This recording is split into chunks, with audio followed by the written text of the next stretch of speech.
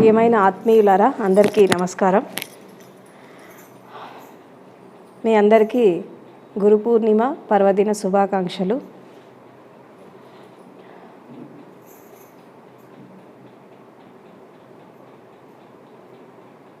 భారతదేశంలో పురాతన కాలం నుంచి భారతీయత, భారతదేశ సంస్కృతి, తర్వాత భారతదేశ నాగరికత ప్రపంచానికి ఏం నేర్పింది, ఏమిచ్చింది అంటే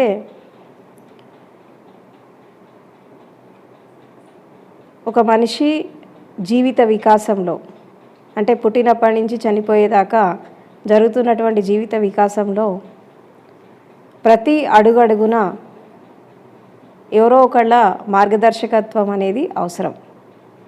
ఎందుకంటే మనిషి జీవితం అనేది ఇండిపెండెంట్ లైఫ్ కాదు మనిషిది. అంటే ఒకళ్ళ మీద ఒకళ్ళు ఆధారపడి జీవించేటటువంటి జీవితం మనిషిది. ఇప్పుడు ఇతర జీవరాశులు అంటే జంతువులు, ఏ రకమైన సాధు జంతువులైనా క్రూర మృగాలైనా ఏ జీవరాశులను తీసుకున్నా అవి పుట్టిన ఒక 2-3 గంటల్లో నడిచేస్తాయి. ఎక్కువ టైం పట్టదు, 2-3 అవర్స్లో అది తన కాళ్ళ మీద నిలబడిపోతుంది. కానీ మనిషి జీవితం అలా కాదు. మనిషి జీవితం ఏంటంటే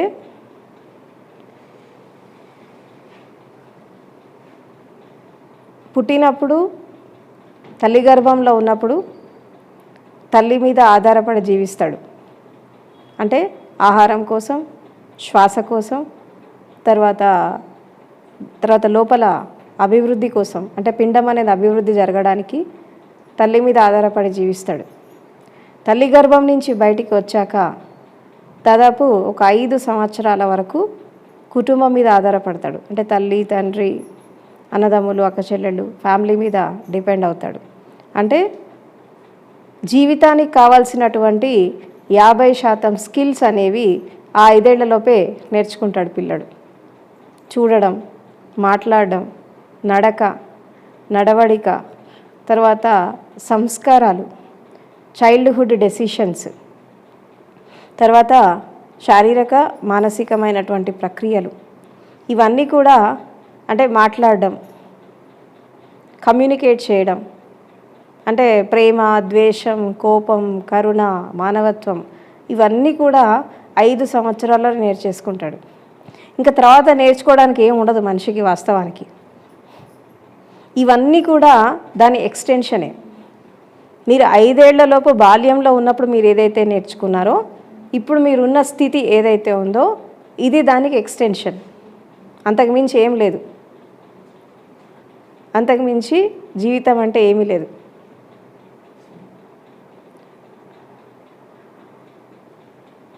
చిన్నప్పుడు పిల్లల్ని పెంచుతున్నటువంటి క్రమంలో తల్లిదండ్రుల నడవడిక, వాళ్ళ ప్రవర్తన, ఇవన్నీ కూడా పిల్లల మీద పడతాయి. తల్లి గర్భంలో ఉన్నప్పుడు కూడా గర్భస్థ శిశువుకి తల్లి లోపల ఉండే టెన్షన్స్, భయము, ఇమోషన్స్, ఇవన్నీ కూడా ఆ గర్భస్థ శిశువుకి వస్తాయి. అందుకే కొంతమంది పిల్లలు పుడుతూనే భయంతో పుడతారు, కొంతమంది ఆందోళనతో పుడతారు, కొంతమంది స్ట్రెస్తో పుడతారు, కొంతమంది రకరకాల పర్సనాలిటీ, సైకలాజికల్ డిజార్డర్స్తో పుడతారు. ఎందుకు పుడతారు అని అంటే తల్లి గర్భంలో ఉన్నప్పుడు బేబీ డెవలప్మెంట్ అనేది ఎలా జరుగుతుంది అంటే శారీరకంగా జరుగుతుంది, మానసికంగా కూడా జరుగుతుంది. అంటే శరీరము, మనసు అనేది ఒకే విధంగా డెవలప్ అవుతూ ఉంటుంది. సరే, శారీరక డెవలప్మెంట్ అనేది తల్లి తీసుకునే ఆహారం పైన, తర్వాత వాళ్ళ యొక్క జీవిత విధానం పైన, మందుల పైన, మెడికల్ సైన్స్ పైన, ట్రీట్మెంట్స్ పైన డిపెండ్ అయి ఉంటుంది ఏది బేబీ గ్రోత్ అనేది. దాని తర్వాత ఏం జరుగుతుంది అంటే మానసికమైనటువంటి డెవలప్మెంట్. అందుకే మనం చూసే దృశ్యాలు, మనం వినే శబ్దాలు, మనము స్పర్శించేటటువంటి చేతులు, మనం ఇంద్రియాలతో ఏదైతే మనం పనులు చేస్తామో అది మంచి అయితే మంచి, చెడైతే చెడు, అది గర్భస్థ శిశువుకి వచ్చేస్తుంది. అందుకే తల్లి గర్భం నుంచి మళ్ళీ బయటికి వచ్చాక ఆ 9 నెలలు జెస్టేషన్ పీరియడ్ అనేది కంప్లీట్ అయిపోయాక తల్లి గర్భం నుంచి బయటికి వచ్చాక ఆ బయటికి వస్తున్నప్పుడు ఆ ప్రసవ వేదన, డెలివరీ టైంలో ఉండే ఆ ప్రసవ వేదన ఇది, ఆ పెయిన్ ఏదైతే ఉందో అది తల్లికి ఎంత ఉంటుందో ఆ బిడ్డకు కూడా అంతే ఉంటుంది. అక్కడ దుఃఖం వచ్చేస్తుంది. ఇక ఆ ద్వారం నుంచి బయటికి వచ్చాక నేను ఎందుకు పుట్టా ఈ ప్రపంచంలో అని ఫస్ట్ బాధపడతాడు మనిషి.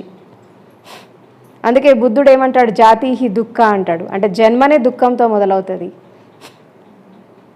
అంటే ఆ వేదన అనేది చాలా ఉంటుంది ఆ టైంలో. ఆ మదర్కి ఎంత ఉంటుందో ఆ చైల్డ్కి కూడా అంతే ఉంటుంది. ఇక అక్కడి నుంచి మొదలవుతుంది కథ. ఇప్పుడు జనరల్గా మనకి నార్మల్ డెలివరీస్లో కానీ సిజేరియన్ సెక్షన్స్లో ఒక బిడ్డని బయటికి తీసాక ఆ నరం కట్ చేస్తారు కదా, తల్లి కడుపు నుంచి బిడ్డకి నాభి నుంచి నరం ఉంటుంది.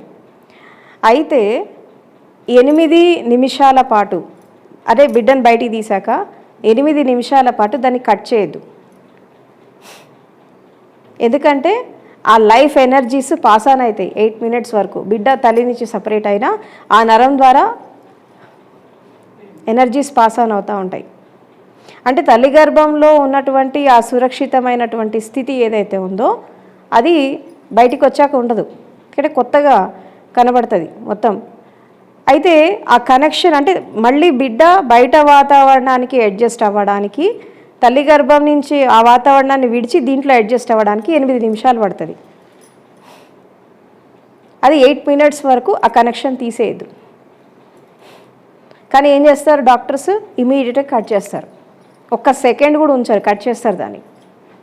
అది చేసిన వెంటనే ఏమైపోతుందంటే ఆ జన్మ సంస్కారం ఏముంది, భయం, ఆందోళన, కంగారు, ఈ 3 జన్మతో వస్తాయి. ఇది చచ్చేదాకా ఉంటాయి. ఇంకా జీవితంలో రకరకాల భయాలు ఎదిగేటటువంటి క్రమంలో. అందుకే ఏం చెప్తారంటే తల్లి మొదటి గురువు పిల్లలకి అని ఎందుకు అంటారంటే తల్లి ద్వారానే శారీరక నిర్మాణము, మానసిక నిర్మాణం మొట్టమొదటిసారిగా జరుగుతుంది. ఎందుకంటే అది ఆ టైంలో వీళ్ళ మూడ్ క్యారింగ్, వీళ్ళ మూడ్స్, వీళ్ళ పర్సనాలిటీ డిజార్డర్స్, సైకలాజికల్ డిజార్డర్స్, వీళ్ళలో ఉండే భయము, ఆందోళన, కంగారు, చికాకులు, చింతలు, ఈర్ష, ద్వేషము, కామక్రోధ లోభాలు ఇవన్నీ ఆ గర్భస్థ శిశువుకి వచ్చేస్తాయి. విత్తనమే విషపూరితమైతే చెట్టు బాగా ఎదుగుతుందా? తల్లి గర్భంలో ఉండగానే ఆ విత్తనమే విషపూరితం అయిపోతుంది. అందుకే బయటికి వచ్చాక ఇన్ని అనర్థాలు జరుగుతున్నాయి.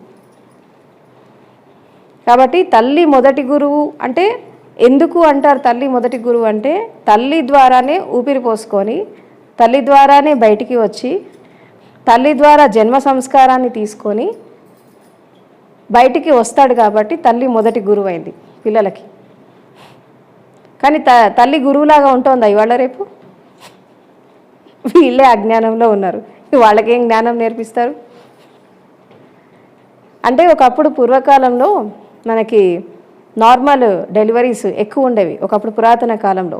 అప్పుడు ఏమవుతుందంటే వాళ్ళు 8 నిమిషాల దాకా ఆ తల్లి నుంచి బిడ్డను వేరు చేసేవాళ్ళు కాదు. అంటే బిడ్డ యొక్క మొదటి స్పర్శ అండ్ ఈ ప్రపంచంలో ఆ బిడ్డ వచ్చాక తల్లి మొదటి స్పర్శ. ఇప్పుడు డాక్టర్స్ ముట్టుకుంటున్నారు ఎవరిని? పిల్లాన్ని. కానీ మదర్ టచ్ చేయాలి ఫస్ట్. డాక్టర్స్ ఏం చేస్తారు, రఫ్గా హ్యాండిల్ చేస్తారు బేబీని, దానివల్ల భయపడిపోతాడు. సో ఆ ఫస్ట్ టచ్ అనేది కోల్పోతున్నారు, ఆ స్పర్శ, తల్లి యొక్క స్పర్శ కోల్పోతున్నారు. తర్వాత వాడిని ఎవరెత్తుకుంది వాడికి అర్థం కాదు. తల్లి ఎత్తుకుందా, తండ్రి ఎత్తుకున్నారా, ఎవరు పాలిస్తున్నారు, ఏం చేస్తున్నారు, చాలామంది పిల్లలకు అర్థమే కాదు.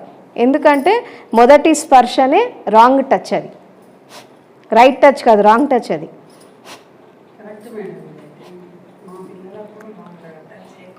అయితే ఇక్కడ ఇది జరుగుతున్నటువంటి క్రమంలో ఏమైపోయిందంటే చాలా డిజార్డర్స్ వచ్చాయి మనిషి లోపల. సైకలాజికల్గా, మూర్తిమత్వపరంగా, హృదయపరంగా రకరకాల మార్పులు వచ్చేసాయి. ఈ మార్పులు రావడం వల్ల ఏమైపోయిందంటే సరైనటువంటి సంతానము లేదు. సరైనటువంటి దాంపత్యం లేదు, సరైనటువంటి సంసారం లేదు, సరైనటువంటి కుటుంబాలు లేవు, సరైనటువంటి సమాజం లేదు. ఇవన్నీ ఎందుకు జరుగుతున్నాయంటే ఇక్కడ విత్తనం పడ్డప్పుడు సరిగా పడట్లేదు, మొలకెత్తినప్పుడు సరిగా మొలకెత్తట్లేదు, ఆ మొక్క సరిగా బయటికి రావట్లేదు, వచ్చిన వెంటనే అది డిస్టర్బ్ అవుతుంది, డిస్టర్బ్ అయిన వెంటనే అది ఎలాగోలా గాలికి ధూళికి పడి ఎదుగుతోందే కానీ దాంట్లో బలం లేదు, శక్తి లేదు, ఏమీ లేదు. అంటే గాలికి పుట్టి గాలికి పెరుగుతుంది, దానికి సరైనటువంటి నారు నీరు ఏం లేవు.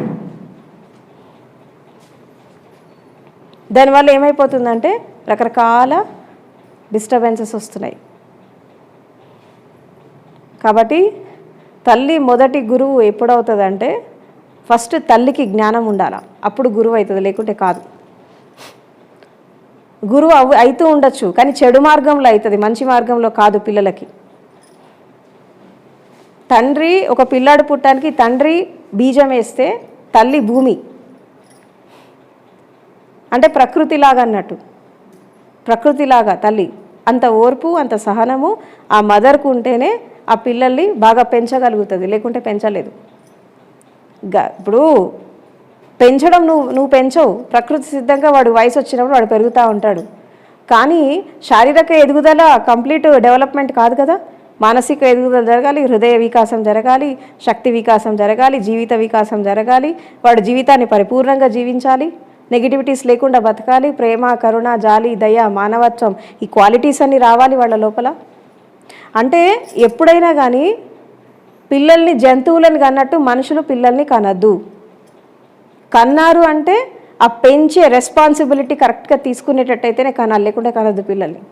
ఆల్రెడీ భూమి మీద చాలా నెగిటివిటీ ఉంది, ఇంకా అవసరం లేదు, మనం పెంచాల్సిన అవసరం లేదు.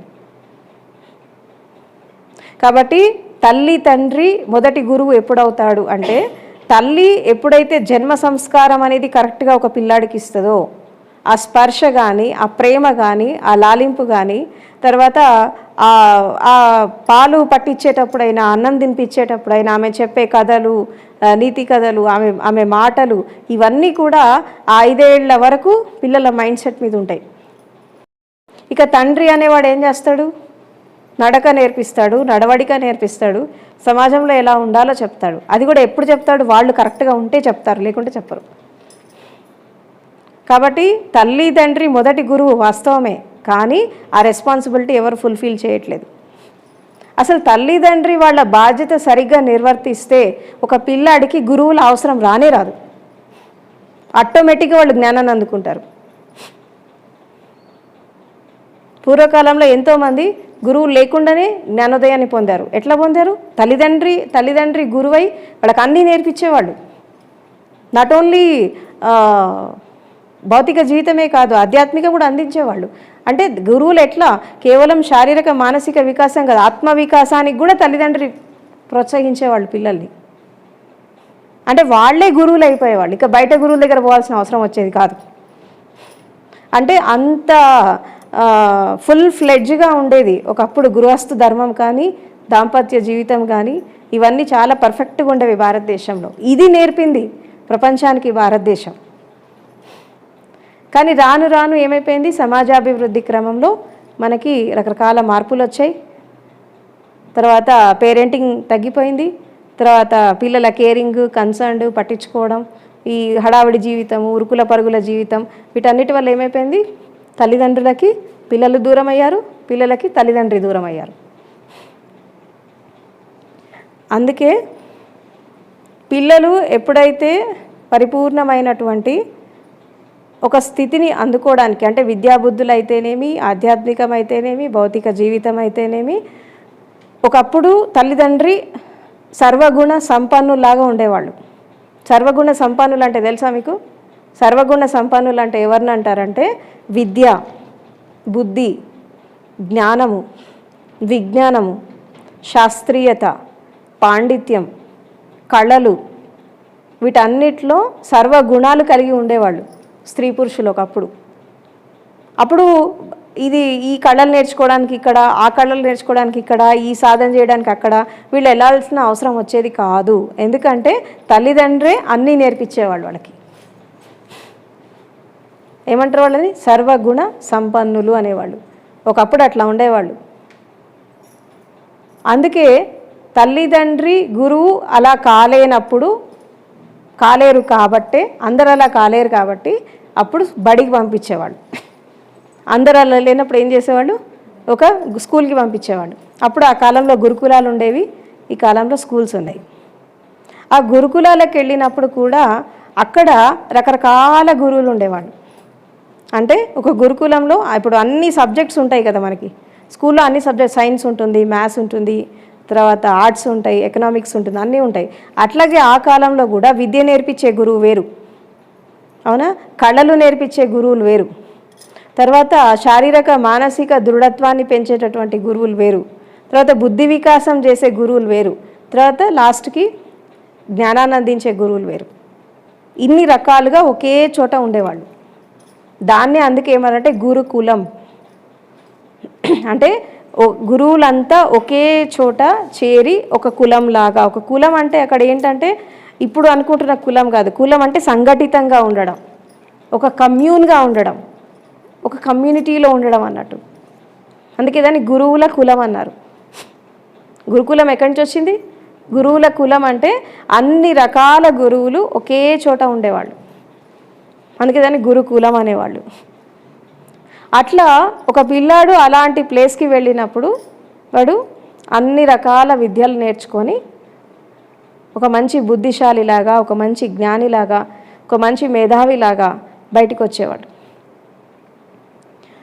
అట్లా విద్య నేర్పే గురువులు, ఈ విద్య నేర్పే గురువుల దగ్గర కూడా నువ్వు ఎప్పుడైతే సరిగా నేర్చుకోవో, తల్లిదండ్రి సరిగా లేకపోతే నువ్వు అక్కడైతే ఎప్పుడు నేర్చుకోవో, విద్య నేర్పే గురువుల దగ్గర నువ్వు సరిగా ఉండవో, తర్వాత ఇంకొంచెం ముందుకెళ్తే కాలేజ్కి వెళ్తారు, ఆచార్యులు వస్తారు, ప్రొఫెసర్స్ వస్తారు, తర్వాత స్కిల్స్ నేర్పించే వాళ్ళు వస్తారు, ట్రైనర్స్ వస్తారు, ఇంకొంచెం ముందుకెళ్తే మనకి సద్గురువులు వస్తారు. అంటే తల్లిదండ్రి, నెక్స్ట్ ఉపాధ్యాయులు, తర్వాత శిక్షకులు, ఆచార్యులు, దాని తర్వాత కొంతమంది పండితులు ఉంటారు. పండితులను కూడా గురువులే అని అంటారు. ఈ పండితులు ఏం చేస్తారు అంటే ఎప్పుడైతే తల్లిదండ్రిని దాటి, విద్యాబుద్ధులు దాటి, తర్వాత ఒక స్కిల్స్ నేర్చుకొని ఒక ఉద్యోగంలో, ఒక సంసారంలో సెటిల్ అయ్యాక అప్పుడు ఈ జీవితంలో కష్ట నష్టాలు వస్తూ ఉంటాయి కదా, ఒడిదుడుకులు, కష్ట నష్టాలు వస్తాయి. అప్పుడు ఈ పండితుల దగ్గరికి వెళ్తారనమాట. ఆ పండితుల్లో కూడా ఎంతమంది ఉంటారు? జాతకాలు చెప్పేవాళ్ళు ఉంటారు, అవునా? జ్యోతిష్యం చెప్పేవాళ్ళు ఉంటారు, వాస్తు చూసేవాళ్ళు ఉంటారు, మాయలు మంత్రాలు చేసేవాళ్ళు ఉంటారు, అవునా? రకరకాలుగా ఉంటారు. వీళ్ళని కూడా గురువులే అంటారు. ఎందుకంటే 10 మాటలు చెప్తే ఒక మాట పనిచేసింది అనుకో, నమ్ముతారు, నమ్మకంతో వెళ్తారు అన్నట్టు. 10 మాటలు తప్పైనా ఒకటి నెరవేరింది అనుకో, అది నమ్ముతారు. అక్కడ కూడా నెరవేరలేదనుకో దేవాలయాలకు వెళ్తారు, దేవాలయాల చుట్టూ తిరుగుతారు. ఈ దేవాలయాల చుట్టూ తిరుగుతూ రకరకాలుగా పడుతూ లేస్తూ జీవితం అనేది ముందుకెళ్తున్నటువంటి క్రమంలో ఇక మెజారిటీ పీపుల్ అంటే 90% పీపుల్ ఇక మా కర్మ ఇంతే అని అలాగే బతికేస్తుంటారు గానిగెద్దులాగా. ఇంకా మా జీవితం మారదు, ఇంతమంది దగ్గర తిరిగాం అంటే తల్లిదండ్రి అయిపోయినారు, విద్యాబుద్ధులు అయిపోయినాయి, నైపుణ్యతలు అయిపోయినాయి, ఇది అందరి దగ్గర తిరిగినాం, ఇక మా కర్మ ఇంతే, మా జీవితం ఇంతే అని చెప్పి అనుభవించుకుంటా చచ్చేదాకా అలాగే బతుకుతారు. ఎంత శాతం మంది? దాదాపు 80% అలాగే ఉంటారు. అందరి దగ్గర దిగినాం, అయిపోయింది, ఇక చేసేది ఏముంది, ఇంతే, భగవంతుడు మా రాత ఇంతే రాశాడు, మేము ఇట్లా చచ్చేదాకా ఇట్లానే ఉంటామని ఇట్లే బతికేస్తారు. ఇంకో కొంతమంది ఏం చేస్తారంటే మెల్లిమెల్లిగా ఇది అనుభవిస్తూ జీవితం మీద, కొంతమందికి ఇదే జీవితం మీద విరక్తి వచ్చిందనుకో చచ్చిపోతారు, సూసైడ్ చేసుకుంటారు. ఈ కష్టాలు నష్టాలు అనుభవించలేక ఏంది లైఫ్, చచ్చిపోతే అయిపోతుంది కదా అనుకునే వాళ్ళు ఏం చేస్తారు, విరక్తి వస్తే సూసైడ్ చేసుకుంటారు. బాగా పీక్స్కి వెళ్ళిపోతుంది కొంతమందికి లైఫ్ అనేది. అప్పుడు ఏం చేయాలో అర్థం కాదు, అంటే కొన్ని నిస్సహాయమైనటువంటి స్థితికి వచ్చేస్తారు, అన్ని దారులు మూసుకుపోయినప్పుడు చచ్చిపోతారు. కొంతమంది ఏం చేస్తారంటే అనేక రకాల కష్ట నష్టాలు అది ఇది వచ్చినప్పుడు ఇదేంది లైఫ్ అని కొన్నాళ్ళ సంసారాన్ని పక్కకు పడేసి వెళ్ళిపోతారు ఎటో వెళ్ళిపోతారు. వీళ్ళకి ఏంటంటే వైరాగ్యం వస్తుంది, ఇదేంది లైఫ్ అని చెప్పి ఎటో ఇక దేశమంతా తిరుక్కుంటూ ఉంటారు కొంతమంది. అట్లా కూడా ఉంటారు కొంతమంది, ఇదేంది లైఫ్ అని తిరుక్కుంటూ ఉంటారు. తిరిగి ఈ గురువు ఆ గురువు ఆ గురువు ఈ గురువు అని తిరుగుతూ ఉంటారు. తిరిగాక ఆఖరికి ఎక్కడో ఒక చోట ఒక గురువు దొరుకుతుండొచ్చు. కానీ వీళ్ళకు ఒక అలవాటు అయిపోయిందిగా. సరైన ఇప్పుడు తిరగడం దేని కొరకు, జీవితం కోసమో, అన్వేషణ కొరకో, లేదంటే ప్రశాంతత కొరకో తిరగడం కూడా రకరకాలుగా తిరుగుతారు మనుషులు. అందరూ జ్ఞానం కొరకు తిరగరు. కొంతమంది బాధ్యతల నుంచి తప్పించుకోవడానికి తిరుగుతారు, కొంతమంది ద్వేషంతో తిరుగుతారు, కొంతమంది ఏం చేయాలో అర్థం కాక తిరుగుతారు, ఇంకొంతమంది ఏం చేస్తారు ప్రశాంతత కోసం తిరుగుతారు, ఇంకొంతమంది దేశ సంచారం చేయాలా, దేశాన్ని చూడాలా, ఊరికే ఏంది కుటుంబం మొత్తం ప్రపంచాన్ని చుట్టబెట్టాలా అని వరల్డ్ టూర్ చేద్దామని తిరుగుతారు. ఓన్లీ 1% మాత్రమే జ్ఞానం కోసం తిరుగుతారు. ఎంత? 1%. మిగతా వాళ్ళంతా రకరకాల కారణాలతో తిరుగుతారు. బాధ్యతల నుంచి తప్పించుకొని తిరిగేవాళ్ళు బాధ్యతలు ఉంటాయని అసలు ఇంటి ముఖం చూడరు, వెళ్ళిపోతారు ఇక అంతే. తర్వాత రెండో వాళ్ళు ఏం చేస్తారు, ప్రశాంతత కోసం తిరుగుతారు. కానీ ఎక్కడ పోయినా ప్రశాంతత దొరకదు. ఎందుకు దొరకదంటే ప్రశాంతత బయట లేదు కాబట్టి. ఎక్కడ పోయినా ఏదో ఫ్యామిలీలో కష్ట నష్టాలని ఎటో పోతారు, మళ్ళీ అక్కడ కూడా కష్ట నష్టాలే వస్తాయి. ఇప్పుడు ఆశ్రమం కూడా చిన్నపాటి ఇల్లే, అవునా? సమాజం కూడా ఇల్లే. ఈ ఇంట్లో ఎన్ని సమస్యలు ఉంటాయో అక్కడ కూడా అన్ని సమస్యలు ఉంటాయి. అరే ఈ సమస్యలు తప్పించుకోవడానికి నేను ఈ ఆశ్రమానికి వస్తే ఇక్కడ కూడా సమస్యలు ఉన్నాయి ఏందని మళ్ళీ అక్కడి నుంచి వెళ్ళిపోతాడు. ఆఖరికి ముందు వెళ్తున్నటువంటి క్రమంలో ఏం జరుగుతుందంటే సరైన గురువు దొరుకుతారు. కానీ వీళ్ళ మనసు ఏం చేస్తుంది తెలుసా? ఇన్నాళ్ళు ఎలాంటి లైఫ్ స్టైల్ లీడ్ చేశారు వాళ్ళు? తిరగడం, రోమింగ్. సరైన గురువు దొరికినా వాళ్ళు నిలకడగా ఉండరు. ఎందుకంటే ఈ తిరుగుడు అలవాటైతుంది. అలవాటైన లైఫ్ స్టైల్ ఇప్పుడు 10 సంవత్సరాల నుంచి ఒక జీవిత విధానం అలవాటయ్యాక వాడు నిలకడగా ఉంటాడా? ఉండడు. ఎందుకంటే మనసు ఉండనియదు, మనసు కూర్చొనియదు. సరైన గురువు దొరికినా మనసు కూర్చొనియదు. ఎందుకు కూర్చొనియదు అంటే వాళ్ళకి జ్ఞానాన్వేషణ లేదు.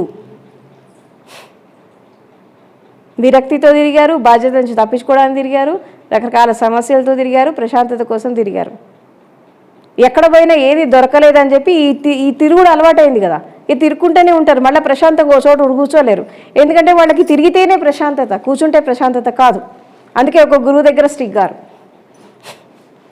రోమింగ్ తిరుగుతూ ఉంటారు. ఇట్లా రకరకాలుగా జీవిత ప్రయాణం అనేది నడుస్తూ ఉంటుంది. ఇక్కడ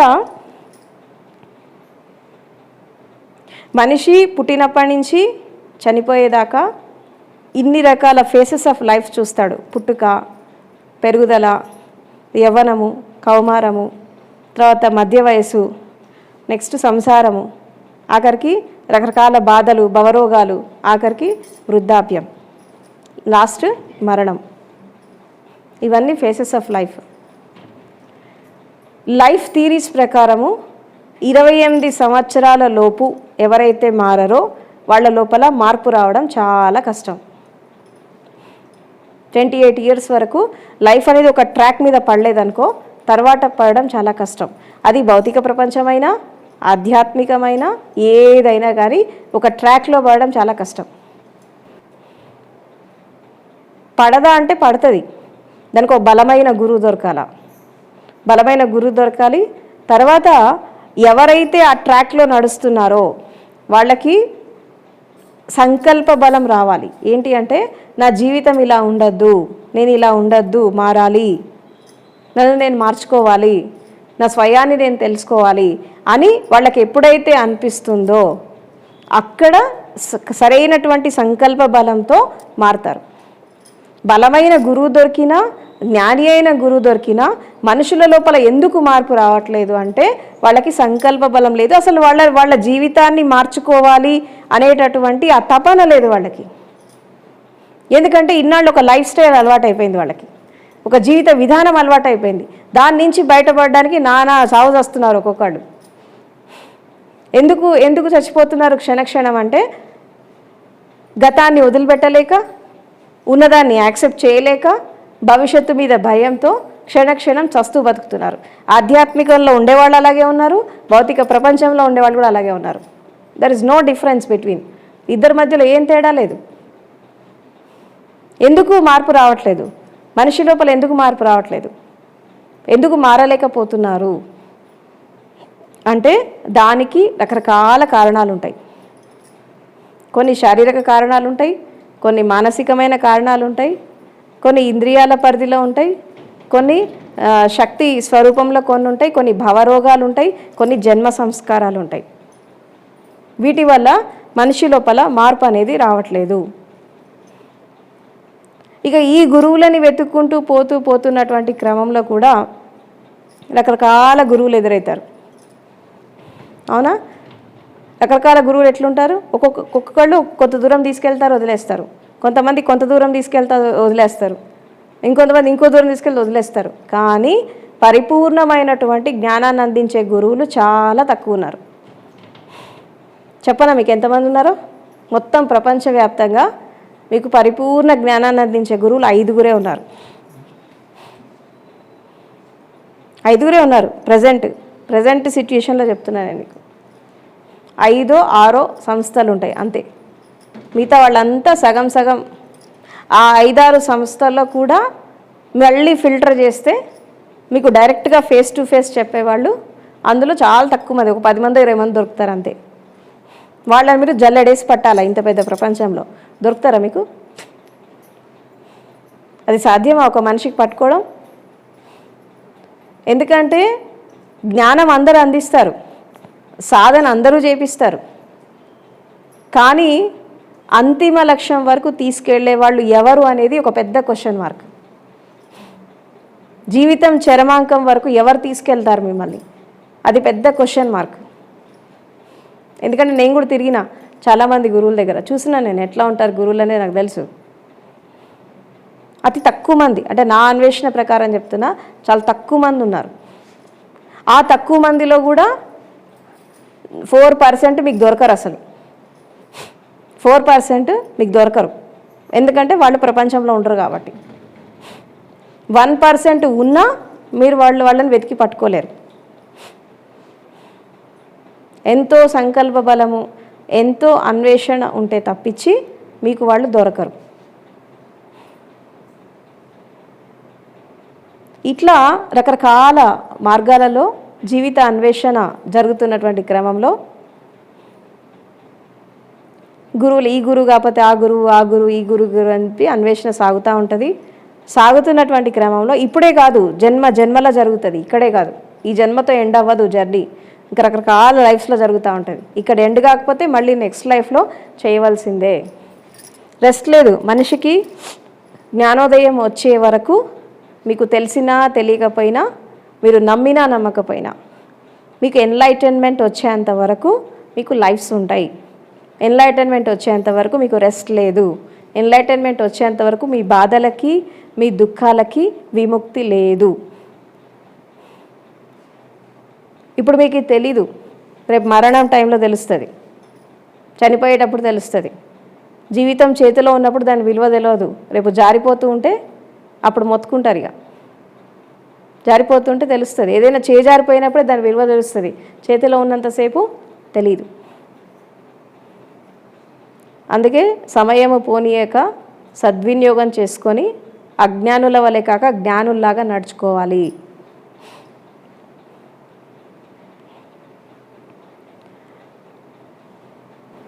అసలు గురువు అంటే ఎవరు? బాధ గురువులు ఉంటారు, బోధ గురువులు ఉంటారు. బాధ గురువులు ఏం చేస్తారు అంటే వాళ్ళు కూడా గురువులే వాళ్ళు కూడా. ఎందుకంటే వాళ్ళ దగ్గరికి మీరు వెళ్ళలేదనుకో మీకు నిజమైన గురువులు దొరకరు. ఎందుకంటే జీవితం అంటే అన్వేషణ కదా, ఒక సెర్చ్ కదా. ఒక్కొక్కళ్ళు ఒక్కొక్కటి నేర్పిస్తూ ఉంటారు కదా.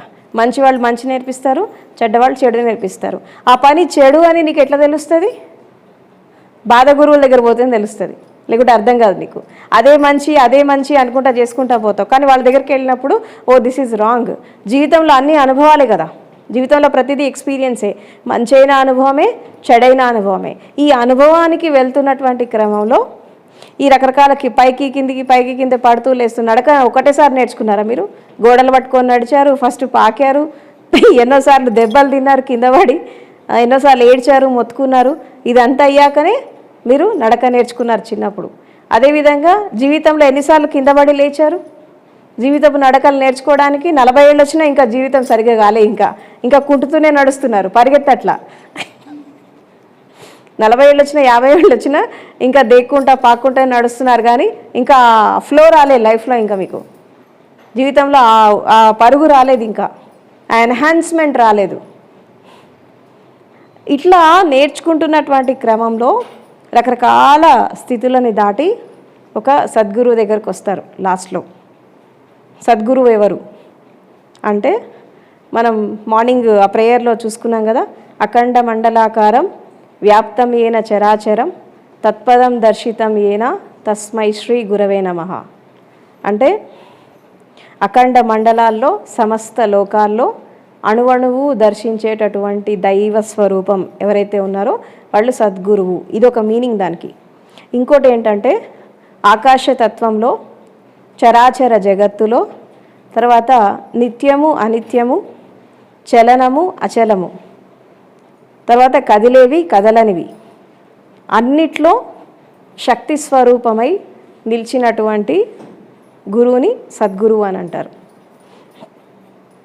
గురువులో ఉండేటటువంటి క్వాలిటీస్ ఏంటి?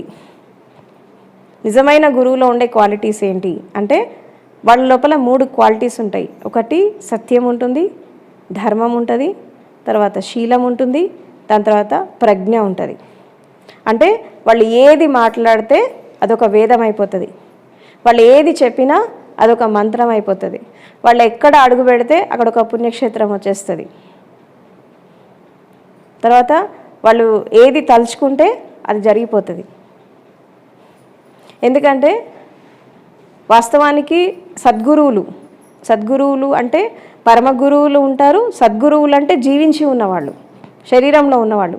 పరమ గురువులు అంటే శరీరాన్ని వదిలేసిన వాళ్ళు.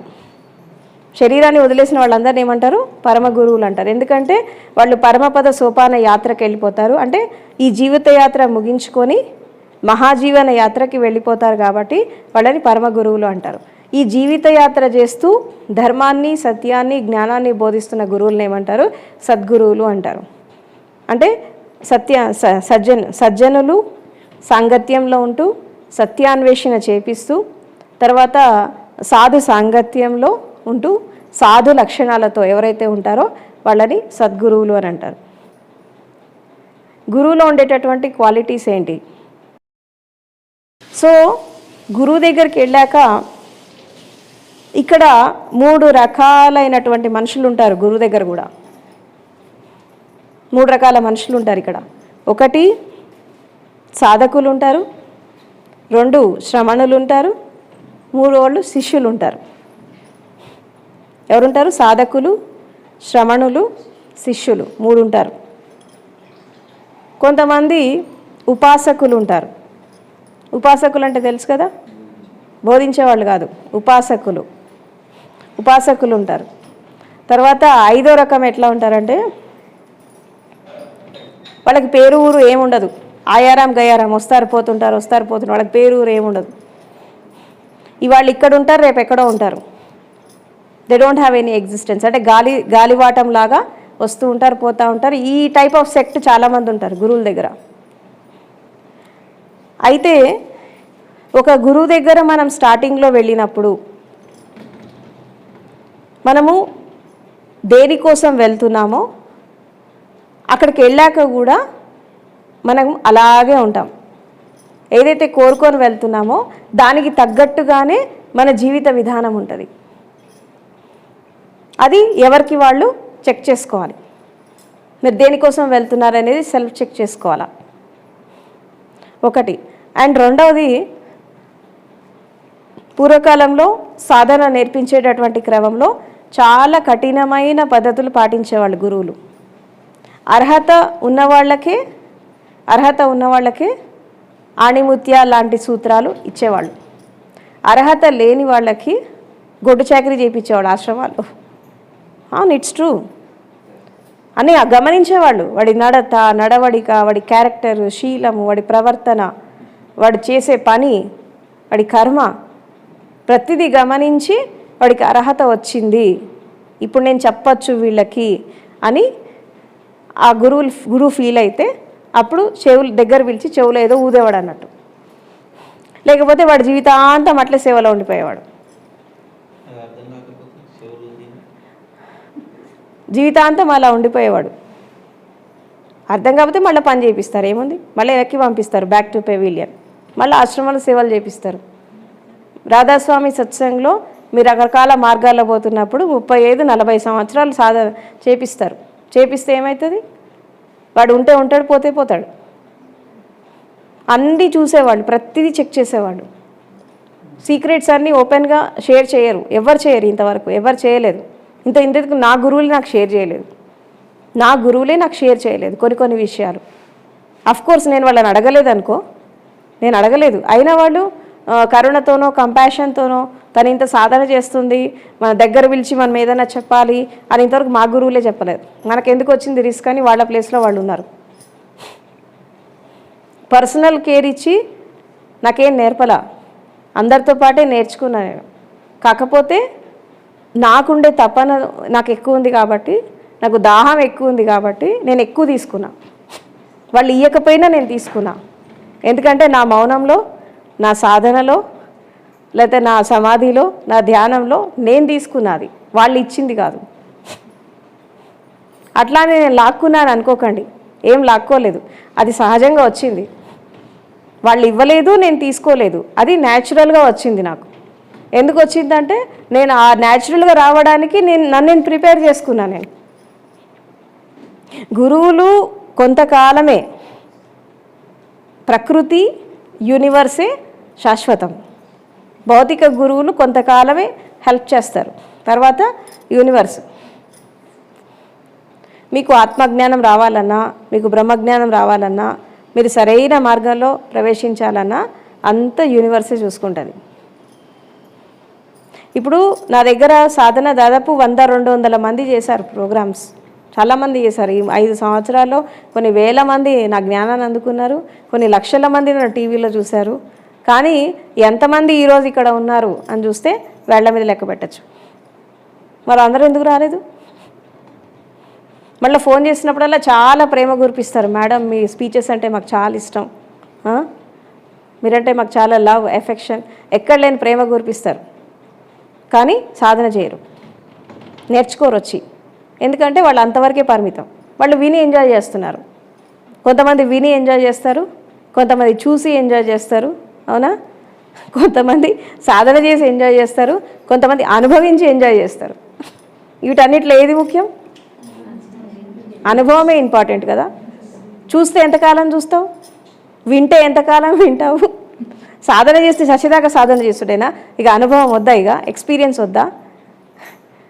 కాబట్టి ఆధ్యాత్మికంలో అనుభవం అనే స్థితికి పోవాలి అంటే ఈ స్టేజెస్ అన్నీ దాటాలి.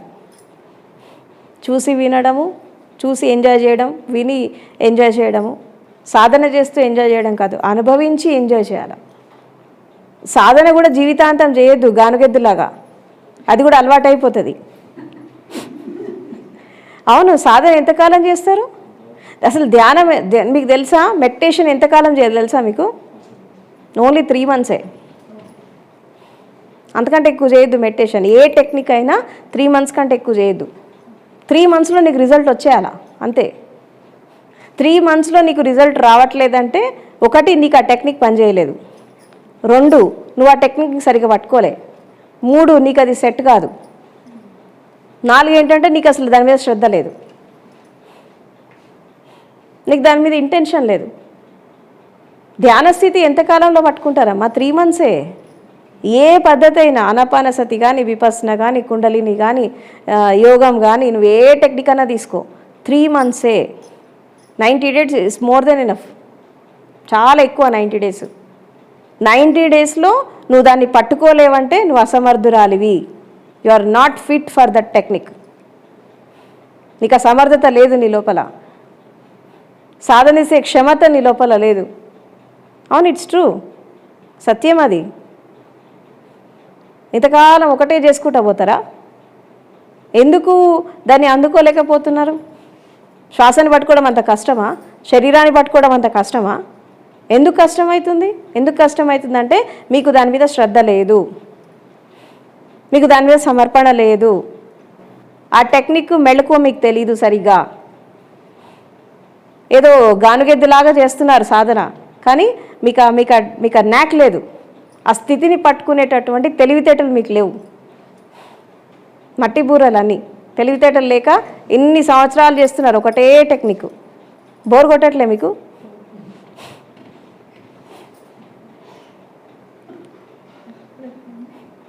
ఇప్పుడు గుర్తుపెట్టుకోండి, ఇది నేను చెప్పింది కాదు, అందరి గురువులు ఇదే చెప్తారు. దాదాపు మెడిటేషన్స్లో 108 టెక్నిక్స్ ఉన్నాయి, సమాధిలో 112 సూత్రాలు ఉన్నాయి. ఏ సమాధి సూత్రమైనా, ఏ యోగ సూత్రమైనా, ఏ ధ్యాన సూత్రమైనా 3 నెలల్లో నీకు అది రిజల్ట్ రావాలి. రావట్లేదు అంటే నీకు అది సెట్ కాదు. ఒకటి నీకు పనికిరాదు అది, లేదంటే నీకు దాని మీద శ్రద్ధ లేదు, లేదంటే నువ్వు దాన్ని పరిపూర్ణంగా చేయలేదు, లేదంటే నీకు దాని మీద ఆసక్తి లేదు. ఈ 4-5 కారణాలు ఏదో ఒక కారణం ఉంటుంది. కాబట్టి ఏ ధ్యాన పద్ధతి చేస్తున్నా ఇది నేను ఒకటే 3-4 క్వశ్చన్స్ వేసుకోవాలా. ఒక నిజంగా పరిపూర్ణ జ్ఞానాన్ని అందుకోవాలనుకునే వాళ్ళు ఒక సాధన చేస్తున్నప్పుడు, ఒక టెక్నిక్ ప్రాక్టీస్ చేస్తున్నప్పుడు 5 ప్రశ్నలు వేసుకోవాలి. ఇది నేను చేయగలనా లేదా, దీన్ని నేను పట్టుకోగలనా లేదా, అసలు నాకు దీనిపైన శ్రద్ధ ఉందా లేదా, నేను దీన్ని ఎంతవరకు సాధిస్తా, నా సంకల్ప బలం ఎంత ఉంది. ఈ 5 క్వశ్చన్స్ ఎవరికి వాళ్ళు వేసుకోవాలి ఒక టెక్నిక్ యాక్సెప్ట్ చేసే ముందు. అది ఏ టెక్నిక్ అయినా కానీ, విపස්සన కానీ, ఆనాపానసతి కానీ, ఏ టెక్నిక్ అయినా, Kundalini, Nadabrahma, Nataraj, celebration, whatever it maybe, ఏ టెక్నిక్ అయినా అది 5 క్వశ్చన్స్ వేసుకోవాలా. నేను దాంట్లో ఇన్వాల్వ్ అవుతున్నానా కావట్లేదా, నేను ఆ టెక్నిక్ చేస్తున్నప్పుడు నన్ను నేను మర్చిపోతున్నానా లేదా, లేకపోతే ఇంకా మైండ్ పనిచేస్తుందా, ఇంకా బాడీ పనిచేస్తుందా, ఏం పని చేస్తుంది అక్కడ నాకు అని చెక్ చేసుకోవాలి. రోజు చెక్ చేసుకోవాలి. ఆ 3 months మీరు ఏదైతే ప్రాక్టీస్ చేస్తున్నారో ప్రతిరోజు చెక్ చేసుకోవాలి. ఇది ప్రాక్టీస్ చేస్తుంటే నాలో ఏ మార్పు వచ్చింది, నా శరీరం ఎంత మారింది, నా మనసు ఎంత మారింది, నాకు ఎంత జాగృతి పెరిగింది, నేను ఎంత దాని పట్ల నాకు శ్రద్ధ వచ్చింది, ఎంత నో మైండ్ స్టేట్లో ఉంటున్నాను నేను, ఎంత నిర్మలమైన స్థితి వచ్చింది నాకు, ఇవన్నీ కూడా చెక్ చేసుకోవాలి. ఒక 1 monthలో మీకు అర్థమైపోతుంది. 1 monthలోనే మార్పు తెలుస్తుంది నీ లోపల, అది ఏ పద్ధతి అయినా కానీ. ఆ 1 monthలో మీకు మార్పు తెలియలేదు అంటే మీరు సరిగా చేయట్లేదు, మీరు పరిపూర్ణంగా చేయట్లేదు, మీరు దాని మీద శ్రద్ధతో చేయట్లేదు అని చెప్పి అర్థం అన్నట్టు. అసలు నేను ఈ మాట చెప్తే అందరికి ఆశ్చర్యం అనిపిస్తుంది. ఒకసారి పిఎంసి ఛానల్లో ఇది చెప్పిన నేను, అటెట్లా కుదురుతుంది మేడం అని కొంతమంది నన్ను క్వశ్చన్ చేశారు. ఎందుకు కుదరదు? ఇప్పుడు 3 అడుగులలో ప్రపంచాన్ని జయించిన వాళ్ళు ఉన్నారా? మరి 3 అడుగుల్లో స్వయాన్ని జయించలేవా? 3 అడుగుల్లో ప్రపంచాన్ని జయించినప్పుడు 3 అడుగుల్లో స్వయాన్ని జయించలేవా? శరీరాన్ని, మనసుని, శ్వాసని దాటడం అంత కష్టమా? ఎందుకు సంవత్సరాలు చేస్తున్నారు సాధన? సాధన అనేది గుర్తుపెట్టుకోండి, నా అనుభవం ప్రకారం చెప్తున్నా, వేరే వాళ్ళ అనుభవాలు నాకు తెలియదు. నా అనుభవం ప్రకారం అయితే సాధన అనేది అంటే ఒక స్థితికి నువ్వు రావడానికి కరెక్ట్గా 3 months నుంచి 3 years చాలు. 3 months to 3 years. అంతకంటే ఎక్కువ తీసుకుంటున్నావంటే నువ్వు ఆధ్యాత్మికానికి సెట్ కావు, నువ్వు సంసారం చేసుకోవాలి. ఇక నువ్వు స్పిరిచువాలిటీకి సెట్ కావు, నువ్వు ప్రపంచంలో మునిగిదేలొచ్చు హ్యాపీగా. ఎందుకంటే ఒక దారిలో మనం అడుగు పెట్టాము అంటే దాని అంతం చూడాలి. ఆరంభంలోనే పీటేసుకొని కూర్చోవడం కాదు, దాని అంతం చూడాల. అలా చూసేటటువంటి గట్స్ నీ లోపల ఉంటే, ఆ సంకల్ప బలం ఉంటే మాత్రమే దీంట్లోకి ఎంటర్ కావాలి, లేకుంటే కావద్దు. Time waste. ధోబికా గదా నా గర్కా నా ఘాట్కా అన్నట్టు ఉండద్దు. చాకలోడుకు గాడిద ఉంటుంది అటు, ఇంటికి సంబంధించింది కాదు, ఏటికి సంబంధించి కాదు, తిరుగుతూ ఉంటుంది అటు ఇటు. అందుకే ఉంటే కరెక్ట్ సంసారిలాగా ఉండాలా, లేదంటే కరెక్ట్ సన్యాసిలాగా ఉండాలా, లేదంటే కరెక్ట్ సాధకుడిలాగా ఉండాలి. అటు ఇటు కాకుండా ఉండదు. ఇంకోటి, సాధన అంటే కళ్ళు మూసుకొని చేసేది కాదు. కళ్ళు మూసుకొని 2-3 గంటలు కూర్చొని మేము సాధకులం అని చెప్పి అనుకోవద్దు. 24 hours 365 days ప్రతి క్షణం నువ్వు ఎలా ఉంటున్నావు, కళ్ళు తెరిచినా కళ్ళు మూసినా, అది ఇంపార్టెంట్. కళ్ళు మూసుకొని కూర్చొని నిద్రపోవడము, ఉయ్యాలు ఊగడము ఇది కాదు సాధన అంటే. గంటలు మేము కళ్ళు మూసుకొని కూర్చుంటున్నాము, ఇది కూడా కాదు సాధన అంటే. నా దృష్టిలో కానే కాదు. పూర్వకాలంలో కూడా ఆశ్రమాల్లో ఉండే సన్యాసులు కూడా, అన్ని సంసారాన్ని త్యజించి ఆశ్రమాల్లో ఉండే సన్యాసులు కూడా వాళ్ళకి మార్నింగ్ 1-2 గంటలు టైం దొరికేది సాధన చేయడానికి. మిగతా టైంలో ఆశ్రమంలో పనిచేసేవాళ్ళు, భిక్షాటన చేసేవాళ్ళు, ఇంకా గురువుకి ఏదైనా ఉంటే హెల్ప్ చేసేవాళ్ళు. ఇవన్నీ చేస్తూ కూడా సాధనలో ఉండేవాళ్ళు వాళ్ళు. ఎందుకంటే జాగృతి సాధన, సాక్షి సాధన, కామక్రోధ లోభాలను జయించడం, ఇవన్నీ చేసేవాళ్ళు. కేవలం 2 గంటలే కళ్ళు మూసి ధ్యానం, మిగతా టైం అంతా వాకింగ్ మెడిటేషను, చక్రమాణు, కర్మయోగాలు, రకరకాల యోగాలు, హఠయోగాలు, ఇవన్నీ చేసేవాళ్ళు.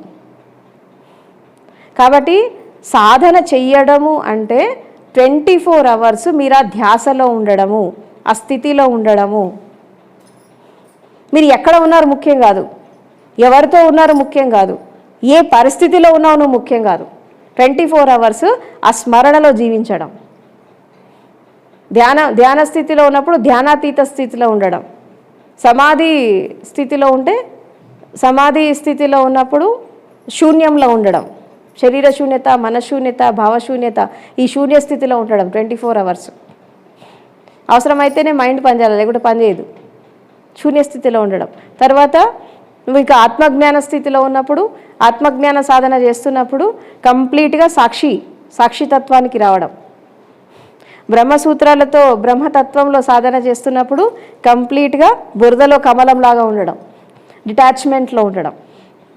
ఇవన్నీ స్టెప్ బై స్టెప్ సాధనలో ఎదుగుతూ ఉంటాడు ఒక సాధకుడు. ఇలా చేస్తున్నటువంటి క్రమంలో సాధకులు ఎప్పుడు కూడా శిష్యులు కాలేరు. సాధకులు ఎప్పుడు కూడా శిష్యులు కాదు. ఎందుకంటే సాధకులు ఇంకా సాధనలోనే ఉన్నారు. వీళ్ళ లోపల చంచలత్వం ఉంది, వీళ్ళ లోపల నెగిటివిటీస్ ఉంటాయి, తర్వాత వీళ్ళ లోపల మంచి ఉంటుంది, చెడు కూడా ఉంటుంది, తర్వాత చంచలత్వం ఉంటుంది. సాధకులు ఈరోజు ఇక్కడ ఉండొచ్చు, రేపు ఉండకపోవచ్చు. అర్థమైందా? సాధకులు ఇక్కడ ఉండొచ్చు, రేపు ఇక్కడ ఉండకపోవచ్చు. ఎందుకంటే వీళ్ళ మనసు ఇంకా చంచలంగా ఉంది, ఇంకా స్థిరత్వం రాలేదు. సాధకుల లక్షణాలు ఏంటి? సాధకుల లక్షణాలు ఎలా ఉంటాయి అంటే, సాధకుల లక్షణాలు ఎట్లా ఉంటాయంటే, ఒక గురువు దగ్గరికి వెళ్తారు, కొన్నాళ్ళు సాధన చేస్తారు, ఒక టెక్నిక్ పట్టుకుంటారు, దాన్ని అంతం చూడరు, మళ్ళీ ఇంకో గురువు దగ్గరికి వెళ్తారు, ఇంకో గురువు దగ్గరికి వెళ్తారు, ఇట్లా తిరుగుతూనే ఉంటారు. ఇక ఈ తిరుగుతూ ఏమైపోతుందంటే వాళ్ళకి కమిట్మెంట్ రాదు. ఏ గురువుకి సరిగా కమిట్ కారు. లేదంటే సాధన చేస్తున్న క్రమంలో మధ్యలో ఏదైనా సమస్యలు వచ్చినప్పుడు డ్రాప్ అయిపోతారు. రకరకాల సమస్యలు వచ్చినప్పుడు మిడిల్ డ్రాప్ అయిపోతారు, డ్రాప్ అవుట్స్ అయిపోతారు.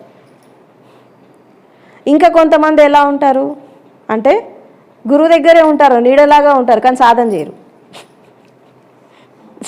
చేయరు, పక్కనే ఉంటారు. ఏది బుద్ధుడికి ఆనందుడు లెక్క. నీడలాగా ఉండేవాడు కానీ సాధన చేసేవాడు కాదు. మళ్ళీ మంచి ఇంటెలిజెంట్, మంచి మెమొరీ పవరు, ఇవన్నీ చాలా ఉంటాయి. కానీ సాధన, అతను బుద్ధుడు ఉన్నప్పుడు బ్రహ్మజ్ఞానం అందుకోలా ఆనందుడు. బుద్ధుడు పైనాకు వచ్చింది జ్ఞానం. ఎందుకు వచ్చింది అంటే తెలుసా మీకు? ఎందుకు రాలే ఆనందుడికి? ఎందుకు ఆనందుడికి రాలేదంటే ఒక్కటే ఒక కారణం ఏంటంటే, అతడు బుద్ధుడిని గురువులాగా చూడలే, అన్నలాగా చూశాడు. మా అన్నయ్య కదా, ఎప్పటికైనా రాదా నాకు, నేను ఇంత చేస్తున్నా, నన్ను ఎప్పుడైనా కరుణించకపోతాడా అని అనుకున్నాడు. నేను నీడలాగా ఉంటున్నా కదా, నాకు వచ్చేసి ఉంటుంది జ్ఞానం అనే భ్రమలో ఉన్నాడు. ఈ రిలేషన్షిప్స్ ఏవైతే ఉంటాయి చూసావా, ఒకే ఫ్యామిలీలో ఉన్న రిలేషన్షిప్స్ కానీ అది ఏదైనా, ఒక ఫ్రెండ్ కావచ్చు, మదర్ కావచ్చు, ఫాదర్ కావచ్చు, ఇంతెందుకు ఇప్పుడు ఇంతమంది నా మాటలు విని ప్రభావితం అవుతున్నారు కదా, మా అమ్మా నాన్నకి నేను ఈ జ్ఞానాన్ని అందించలేకపోయినా, ఎందుకు అందించలేకపోయినా తెలుసా? వాళ్ళు నన్ను కూతురు అనుకునేవాళ్ళు, నన్ను జ్ఞానం లేక ఎప్పుడు చూడలే కదా, చిన్నపిల్ల తనకేం తెలుసు అని అనుకునేవాళ్ళు, వంచితులైపోయారు. కాబట్టి ఎవరికైతే మనం క్లోజ్గా ఉంటామో, క్లోజ్గా ఉన్న వాళ్ళ ఎవరైనా సరే, అది ఏ రిలేషన్షిప్ అయినా కానీ, ఒక ఫ్యామిలీలో ఉన్నా, బయట ఉన్నా, ఎక్కడున్నా, రిలేషన్షిప్స్లో ఉన్నప్పుడు ఎస్పెషల్లీ ఆ జ్ఞానులతో ఎవరితోనైతే నువ్వు ఉంటావో అక్కడ నువ్వు జ్ఞానాన్ని అందుకునేటటువంటి విధానంలో మాత్రం వీళ్ళు నా ఫ్రెండు, వీళ్ళు నా శ్రేయోభిలాషులు, వెల్విషర్స్, వీళ్ళ అమ్మ, నాన్న, అక్క అనుకున్నావు అనుకో, నీకు జ్ఞానం రాదు. ఎట్టి పరిస్థితిలో రాదు. ఎందుకు రాదంటే నువ్వు ఫ్రెండ్ అనుకునేసరికి ఏం చేస్తావు? భుజం మీద చెయ్యేసి నడుస్తావు. అప్పుడు ఏమవుతుంది? నువ్వు ఇద్దరు ఈక్వల్ అయిపోతారు. ఈక్వల్ అయిపోతే నువ్వేం చేస్తావు? డామినేట్ చేస్తావు. కానీ వినవు. నీకు వినే కళ్ళ రాదు. నువ్వు వినాలంటే కింద కూర్చోవాలా. నువ్వు గురువు అనుకోవాలి. అనుకుంటేనే వింటావు. అందుకే ప్రపంచంలో అన్ని బంధాలు తెగిపోతాయి.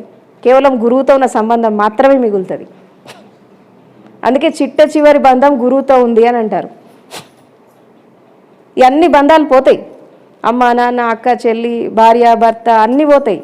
కానీ గురువుతో ఉన్న కనెక్షన్, అది కూడా నిజమైన గురువు అయితే ఆ కనెక్షన్ ఏర్పడితే, గురువుతో కనెక్షన్ ఏర్పడినప్పుడు నెక్స్ట్ భగవంతుడితో ఏర్పడుతుంది.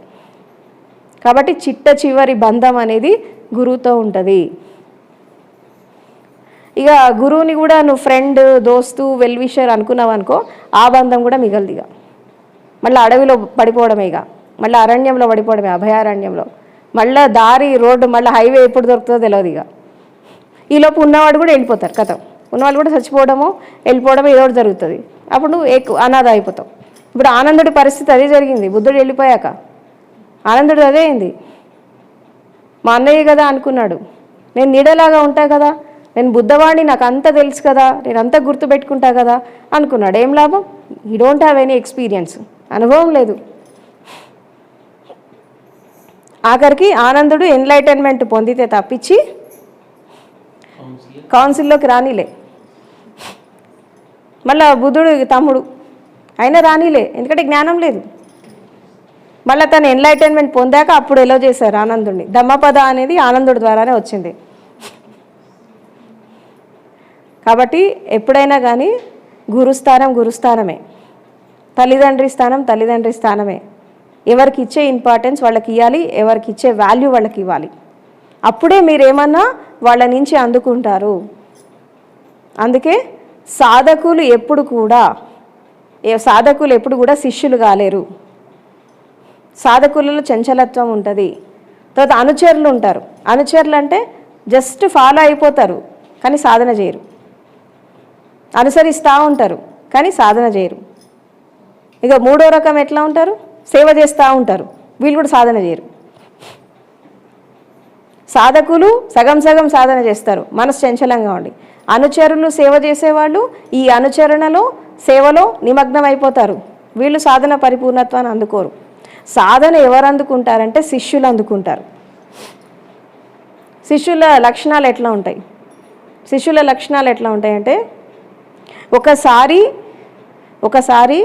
ఒక గురువుని మనం నమ్మాము త్రికరణ శుద్ధిగా అంటే 100% ఆ గురువుకి కమిట్ అవ్వడం.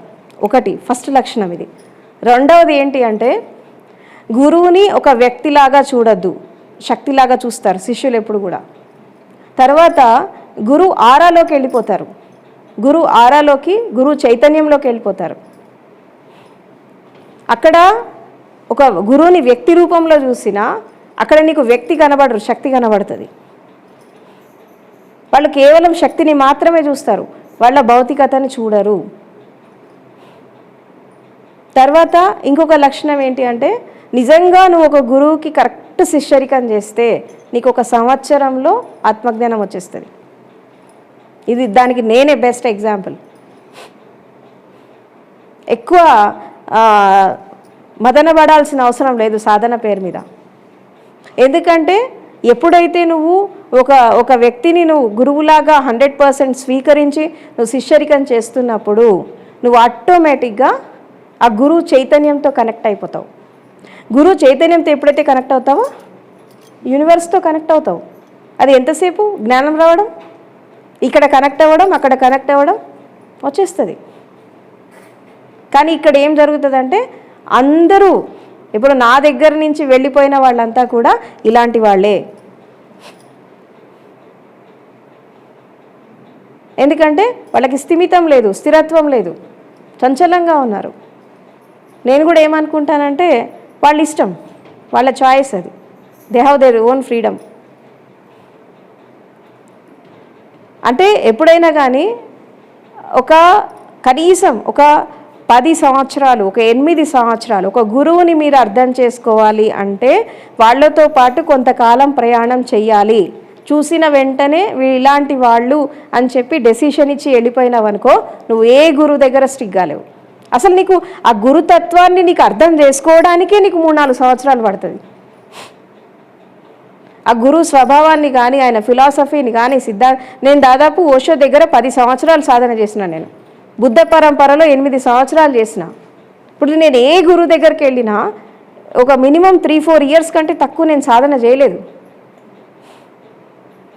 మరి ఇంత జ్ఞానం ఉండి, ఇన్ని అనుభవాలు ఉండి కూడా కానీ 3-4 ఇయర్స్ ఒక గురువు దగ్గర స్టిక్ అయిపోయి నేను చేసిన.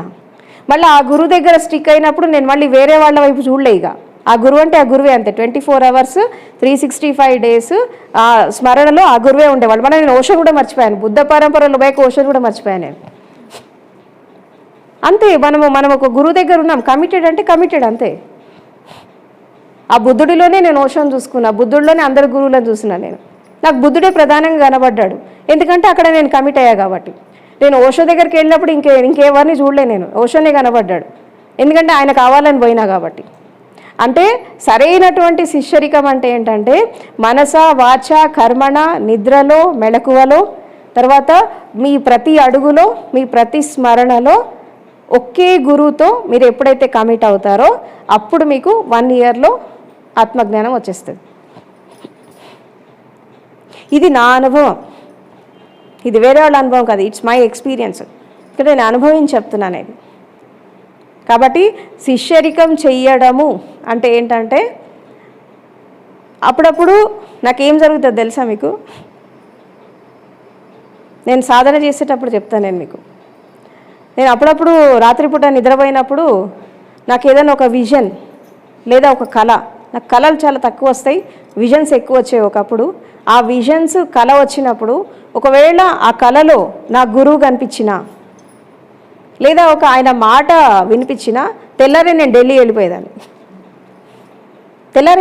ఏదో ఒకటి చేసి, ఎందుకంటే ఆ పిలుపు వచ్చింది అని అనిపించేది నాకు, వెళ్ళిపోవాలి అంతే. అది ఫ్లైట్ పట్టుకుంటానా, ట్రైన్ పట్టుకుంటానా, ఏం చేస్తున్నాం అంతే, కానీ ఢిల్లీ వెళ్ళిపోయేదాన్ని. అంటే ఒకసారి ఆ గురువు నుంచి ఒక ఇండికేషన్ వచ్చిందంటే మనం వాళ్ళ ప్రజెన్స్లో ఉండిపోవాలి అంతే. ఇది సరైన శిష్యుల లక్షణం. అప్పుడు తీరా అక్కడికి వెళ్ళాక అర్ధరాత్రి అయ్యేది, అప్పుడు ట్రైన్ జర్నీస్ కదా, అప్పుడు ఇంత ఫెసిలిటీస్ లేవు మనకి. అప్పుడప్పుడు ఆ ముహూర్తాలు చేరేసరికి నైట్ 10 కూడా అయ్యేది. అయినా భయపడేదానికి, ఒక్కదాన్ని వెళ్ళిపోయేదాన్ని. ఎవరో వచ్చి చేయబెట్టి తీసుకెళ్ళినట్టే వెళ్ళిపోయేదాన్ని. మళ్ళీ ఎలా వెళ్తున్నా ఏం చేస్తున్నా కూడా నాకు తెలిసేది కాదు, వెళ్ళిపోయేదాన్ని అంతే. అంటే అంత కమిటెడ్. అంటే గురువు మీరు వేరు కాదు, ఒకటే. గురువులో ఉన్న చైతన్యం, నీ చైతన్యం అనేది ఎప్పుడైతే ఒకటైపోతుందో నువ్వు అప్పుడు కరెక్ట్ శిష్యుడు అవుతావు, అప్పటిదాకా కాదు. ఎందుకంటే గురువే భగవంతుడి స్వరూపం అని ఎందుకంటారు తెలుసా మీకు? గురు బ్రహ్మ గురు విష్ణు గురుదేవో మహేశ్వర గురు సాక్షాత్ పరబ్రహ్మ తస్మై శ్రీ గురవే నమః అని అంటారు. గురువే సర్వస్వం, గురువే బ్రహ్మ, గురువే విష్ణు, గురువే మహేశ్వరుడు, గురువే సాక్షాత్ పరబ్రహ్మ స్వరూపం అని ఎందుకంటారంటే నువ్వు గురువులోనే అందరినీ చూసుకుంటావు కాబట్టి, గురువులోనే అన్ని రిలేషన్స్ చూసుకుంటావు కాబట్టి. ఇప్పుడు ఏ దిక్కు లేనివాడికి దేవుడే దిక్కు అని అంటారు. అన్ని దిక్కులు వదిలేస్తే అది దొరుకుతుంది. ఇక్కడ వదిలేయడము అంటే భౌతికంగా వదిలేయడం కాదు నా ఉద్దేశంలో, మానసికంగా ఫస్ట్. బాధ్యతలు నెరవేర్చడం వేరు, బంధాల్లో ఇరుక్కుపోవడం వేరు, సంసారం చేయడం వేరు, ఇవన్నీ వేరు. కానీ నీ పక్కలో ఎవరున్నా, ఇది కూడా చెప్తున్నాను నేను మీకు, మీ పక్కలో ఎవరున్నా, నీ ఇంట్లో ఎవరున్నా, ఎక్కడ ఉన్నప్పటికీ కూడా నీకు ఆ స్మరణ ఉండాలి. ఇప్పుడు చిన్నప్పుడు తల్లి పిల్లల్ని ఎట్లా చూసుకుంటుంది?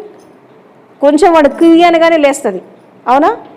కొంచెము కదులుతున్నాడు అనే శబ్దం వచ్చిన వెంటనే లేస్తుంది మదర్. అంటే ఆ పిల్లాడితో అంత అటాచ్మెంట్ అన్నట్టు.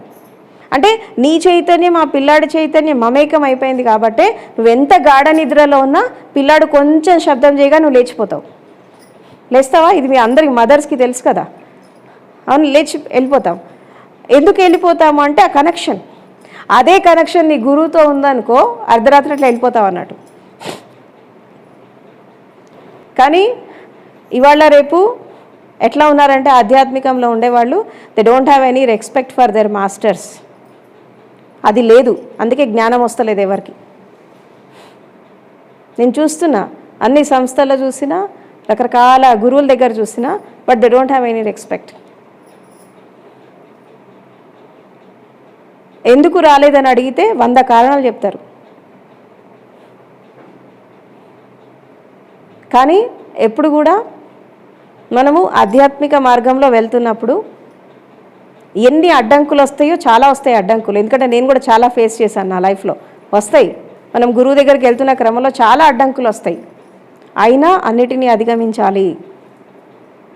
కొన్ని పక్కకు పెట్టాలా, కొన్నిటిని అధిగమించాలా, కొన్నిటిని ఇగ్నోర్ చేయాలా, ఇంకొన్ని వాటిని తోసేయాలి. అప్పుడే నీ మార్గం సుగమం అవుతుంది. కాబట్టి సాధకులు, శ్రమణులు, తర్వాత శిష్యులు, అనుచరులు, సేవకులు, ఇంతమంది ఉంటారు. సేవకులు అనేవాళ్ళు కేవలం సేవ చేస్తూనే ఉండిపోతారు, వాళ్ళు సాధన చేయరు.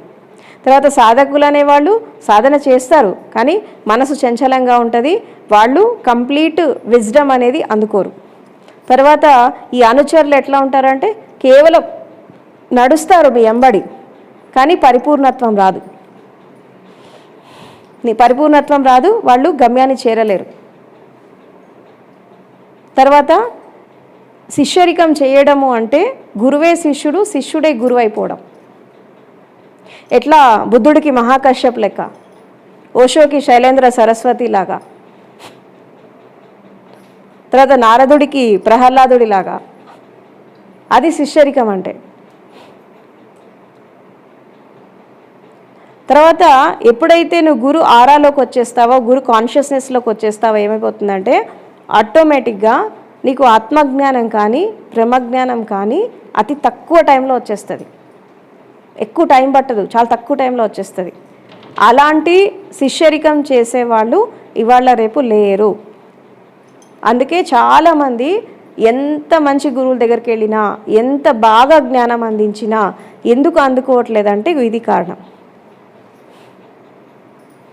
కాబట్టి ఇప్పుడు మీరు ఆలోచించుకోండి, మీరు సాధకుల్లాగా ఉన్నారా, సేవకుల్లాగా ఉన్నారా, అనుచరుల్లాగా ఉన్నారా, లేదంటే శిష్యుల్లాగా ఉన్నారా, ఏ స్థితిలో ఉన్నారు? ఇక్కడే కాదు, మీరు ఎక్కడికి వెళ్ళినా ఇది చెక్ చేసుకోవాలా, ఎక్కడికి వెళ్ళినా చెక్ చేసుకోవాలి, ఏ గురువు దగ్గరికి వెళ్ళినా చెక్ చేసుకోవాలి. ఎందుకంటే శిష్యరికం చేయడము అంటే ఒక విధంగా గురువుతో బంధం ఏర్పరచుకోవడం, రిలేషన్షిప్. గురువుతో ఒకసారి బంధం అనేది ఏర్పడితే ప్రపంచంలో అన్ని బంధాలు తెంచేసుకుంటావు నువ్వు ఆ బంధం కోసం. ఒక టైం వస్తుంది, ఒక టైం వచ్చినప్పుడు అన్ని బంధాలు అవన్న తెగిపోతాయి, నువ్వన్నా తెంచుకుంటావు, ఏదో ఒకటి జరుగుతుంది. ఇప్పుడు నా పరిస్థితి అదే కదా, నా పరిస్థితి అదే. కొంతమంది వాళ్ళు దూరం అయిపోయారు, కొంతమంది నేను దూరం చేశా, ఇంకొంతమంది ప్రకృతి దూరం చేసింది. కథ రాగలికి ఇట్లా మిగిలిన నాకేం నష్టమేం జరగల, ఎందుకంటే నేను పొందాల్సింది నేను పొందాను కాబట్టి గురు తత్వాన్ని అర్థం చేసుకోవాలన్నా, ఆ గురువు యొక్క సిద్ధాంతం మీకు అర్థం కావాలన్నా కనీసము కొన్ని సంవత్సరాలైనా వాళ్లతో సరైనటువంటి దిశలో ప్రయాణం చేయాలి. ఇప్పుడు ఒకళ్ళతో ఉంటూ ఇంకొకళ్ళ గురించి ఆలోచిస్తే ఎట్లుంటుంది చెప్పు? మామూలు రిలేషన్స్లో మీరు చూడండి, ఒకళ్ళతో ఉంటూ ఇంకొకళ్ళ గురించి ఆలోచిస్తే ఎట్లా ఉంటుంది? అది కరెక్ట్ కాదు, అవునా? అదేవిధంగా ఎప్పుడైనా కానీ మనం ఒక వ్యక్తికి కమిట్ అయ్యామంటే ఆ వ్యక్తితోనే కమిట్ అవ్వాలి, అంతే. గురు శిష్యుల బంధం కూడా అట్లాంటిదే. కాకపోతే అదేమో ప్రపంచము, ఇదేమో డివైన్ రిలేషన్షిప్. కానీ ఇది కూడా రిలేషన్షిపే, ఇది కూడా బంధమే, కాకపోతే లాస్ట్ రిలేషన్షిప్. ఇంకా దీని తర్వాత ఇది నువ్వు దాటితే అప్పుడు భగవంతుడితో ఏర్పడుతుంది, యూనివర్స్తో ఏర్పడుతుంది. ఇది దాటితేనే ఏర్పడుతుంది, లేకుంటే ఏర్పడదు. గురువుని దాటుకొని వెళ్తేనే నీకు భగవంతుడితో ఏర్పడుతుంది, లేకుంటే కనెక్షన్ దొరకదు.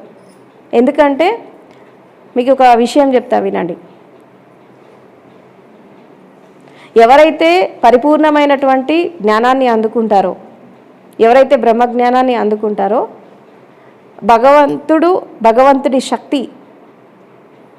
భగవంతుడి శక్తి శరీర రూప ధారణ చేసి ఆ గురు రూపంలో మీ ముందు కూర్చుంటారన్నట్టు. అందుకే ఆ జ్ఞానం మీకు వస్తూ ఉంటుంది. వాళ్ళు ఏ రూపంలో ఉన్నా, స్త్రీ రూపంలో ఉండొచ్చు, పురుష రూపంలో ఉండొచ్చు, చిన్నపిల్లల్లాగా ఉండొచ్చు, కురూపంగా ఉండొచ్చు, ఎలాగైనా ఉండొచ్చు. వాళ్ళ రూపంతో మీకు సంబంధం లేదు, వాళ్ళలో ఉండే చైతన్యంతో మీకు సంబంధం, వాళ్ళ జ్ఞానంతో మీకు సంబంధం, వాళ్ళ స్థితితో మీకు సంబంధం లేదు, వాళ్ళ విజ్డమ్తో మీకు సంబంధం. ఆ రోజుల్లో నేను ఓషో దగ్గరికి వెళ్తున్నప్పుడు నన్ను అందరూ ఆయన గురించి మొత్తం నెగిటివ్గా చెప్పారు. నాకు ఆయన ఇట్లా ఎట్లా అట్లా అని. నేను ఒకటే చెప్పాను, ఏంటంటే ఇంకా పచ్చిగా చెప్పాలంటే ఓపెన్గా ఒక విషయం చెప్పిన నేను. చూడు, ఆయన హాల్లోకి వచ్చినప్పుడు, ఆయన జ్ఞానాన్ని పంచుతున్నప్పుడు ఆయన ఏంటి అనేది నాకు అవసరం. ఆయన ఇంట్లో బెడ్రూమ్లో ఉన్నప్పుడు ఆయన ఎలా ఉంటాడో నాకు అనవసరం అని చెప్పిన నేను. నాకేం అవసరం, ఆయన పర్సనల్ లైఫ్తో నాకు సంబంధం లేదు, ఆయన జ్ఞానంతో సంబంధం నాకు, అంతే. ఇప్పుడు గురువు నిజంగా పాపం చేశాడు అనుకో, భగవంతుడు చూసుకుంటాడు. ఇట్లా చెప్పినా మా వాళ్ళకి నేను, గురువు నిజంగా తప్పు చేస్తున్నాడు అనుకో, భగవంతుడు చూసుకుంటాడు. మనమేవరం అనడానికి ఉంది. ఆయన పైన ఒకళ్ళు ఉన్నారు కదా, సుప్రీం సోల్ ఒకటి ఉంది కదా, అది చూసుకుంటుంది. మనమేవరం అనడానికి. We don't have any rights. ఈ మాట చెప్పి మా వాళ్ళతో కొట్లాడి వెళ్ళిన నేను ఓషో దగ్గరికి. కాబట్టి గురువు ఏం చేస్తున్నాడు అది చేయడం కాదు, గురువు ఏది చెప్తే అది చేయాలి. గురువుని అనుసరించడం కాదు, ఆ మార్గంలో నడవాలి. అందుకే ఏమంటారంటే ధ్యానమూలం గురుమూర్తి, పూజామూలం గురుపదం, మంత్రమూలం గురువాక్యం, మోక్షమూలం గురుకృప. ధ్యానానికి మూలం ఎవరంటే గురుమూర్తి. గురుమూర్తి అంటే ఏంటంటే మనం ఒక గురువుని చూసినప్పుడు, ఆయన రూపాన్ని చూసినప్పుడు మనం కూడా ఆయనలాగా కావాలి, ఆయనలాగా మనం సాధన చేయాలి అని ఆ రూపం చూసినప్పుడు మనం ఇన్స్పైర్ అవుతాం. ఇన్స్పైర్ అయినప్పుడు ఆటోమేటిక్గా మనము సాధనలోకి వస్తాం. కాబట్టి ధ్యానానికి మూలం గురుమూర్తి అంటే గురు రూపం అన్నట్టు, ఆకారం. తర్వాత పూజామూలం గురుపదం. గురుపదం అంటే గురు పాదం కాదు, గురు మార్గం. ధమ్మపదం లాగా గురుపదం అన్నట్టు. ధమ్మపదం అంటే ఏంటి, ధర్మపదం అంటే ధర్మ మార్గం అన్నట్టు. గురుపదం అంటే గురువు వేసినటువంటి మార్గం, ఆయన చెప్పిన సిస్టమ్, ఆయన ఆచరణ, ఆయన ఇచ్చిన సూత్రాలు, ఆయన ఇచ్చిన సాధన, దీన్ని యథావిధిగా ఆచరించడం. తర్వాత పూజా మూలం గురుపదం, మంత్రమూలం గురువాక్యం. అంటే గురువు చెప్పిన మాటలు ఏదైతే ఉన్నాయో అది నువ్వు ఒక మంత్రంలాగా స్వీకరించి, దాన్ని ఒక తీర్థంలాగా ప్రసాదంలాగా స్వీకరించి 24 hours నువ్వు దాని మాధుర్యాన్ని అనుభవిస్తూ, దాని టేస్ట్ని అనుభవిస్తూ 24 hours నువ్వు దాంతో ఎప్పుడైతే జీవిస్తావో అది నీకు మంత్రంలాగా పనిచేస్తుంది, గురువాక్యం. ఎప్పుడైతే ఈ మూడు నువ్వు కరెక్ట్గా ఆచరించావో అప్పుడు గురుకృప, మోక్షానికి మూలం గురుకృప వచ్చేస్తుంది. గురుకృప వస్తే భగవంతుడి కృప వస్తుంది. అందుకే కొంతమంది గురువులు ఏం చెప్తారంటే గురుద్రోహము, యోగభ్రష్ట, గురుభ్రష్ట ఇలాంటివి చేయకూడదు అని అంటారు. ఎందుకు చేయరంటే ఒక గురువుని మోసం చేసిన, ఒక గురువు మీద నిందలేసిన, ఒక గురువుని మనం కించపరిచిన, వాళ్ళు ఎలాంటి వాళ్ళైనా కావచ్చు, వాళ్ళు మంచివాళ్ళ చెడ్డవాళ్ళ ఇవన్నీ పక్కన పెట్టేయండి. వాళ్ళు గురుస్థానంలో ఉన్నప్పుడు వాళ్ళని మనం కించపరచద్దు. కించపరిస్తే ఏమవుతుందంటే, సరే వాళ్ళు బయట ఎలా ఉంటున్నారో మనకు అనవసరం, కానీ వాళ్ళు ఒకటి నేర్పిస్తున్నారు.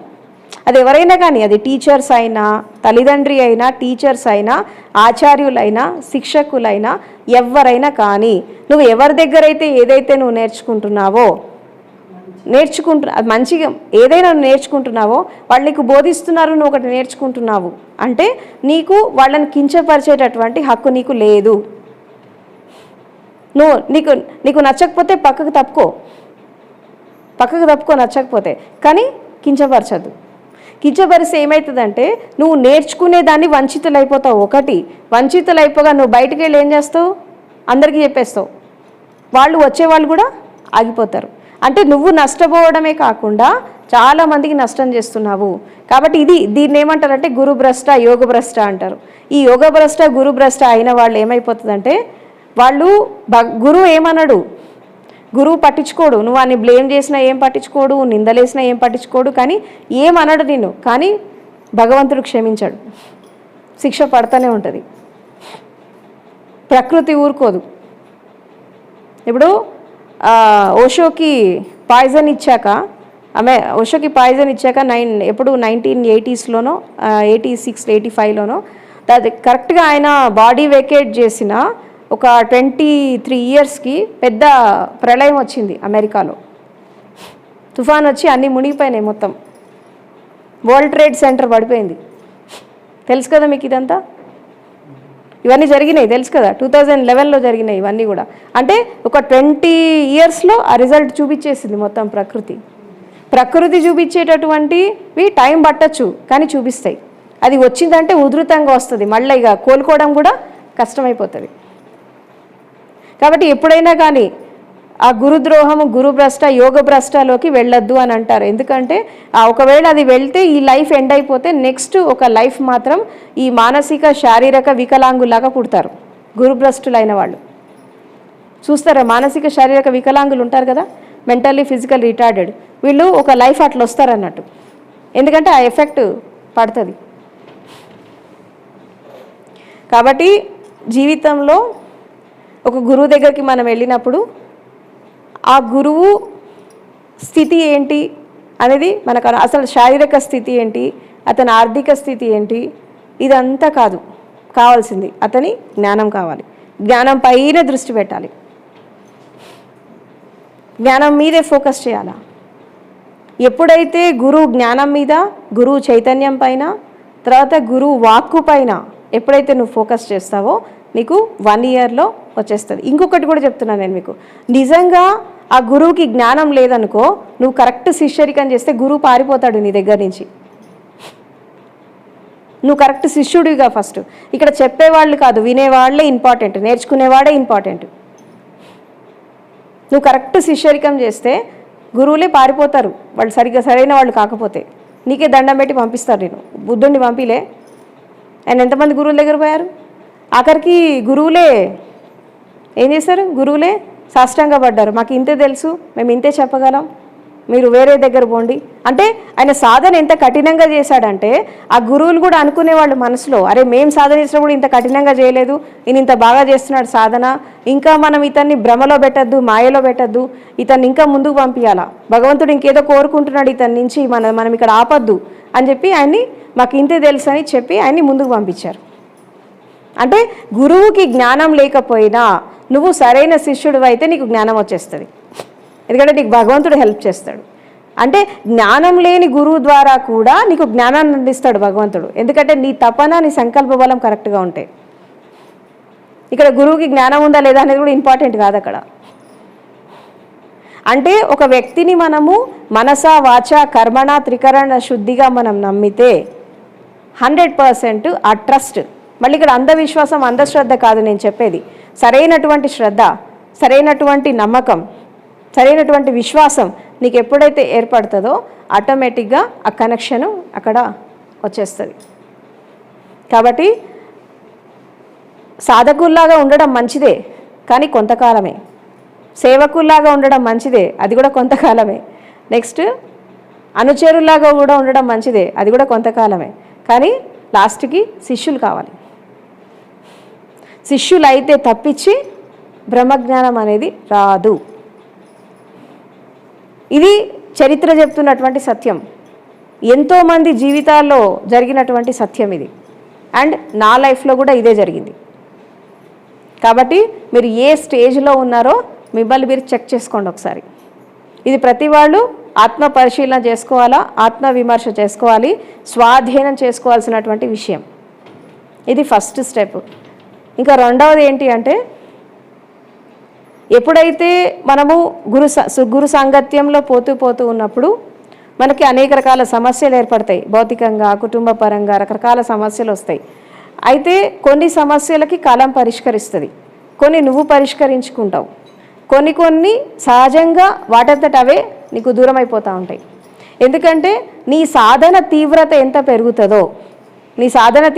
పెరుగుతుందో తర్వాత నీ లోపల పవిత్రత నిర్మలత్వం ఎంత పెరుగుతుందో అప్పుడు అంతంత నీ సమస్యలని తొలగిపోతూ ఉంటాయి. గాలి తెమ్మర్లాగా వస్తాయి పోతూ ఉంటాయి.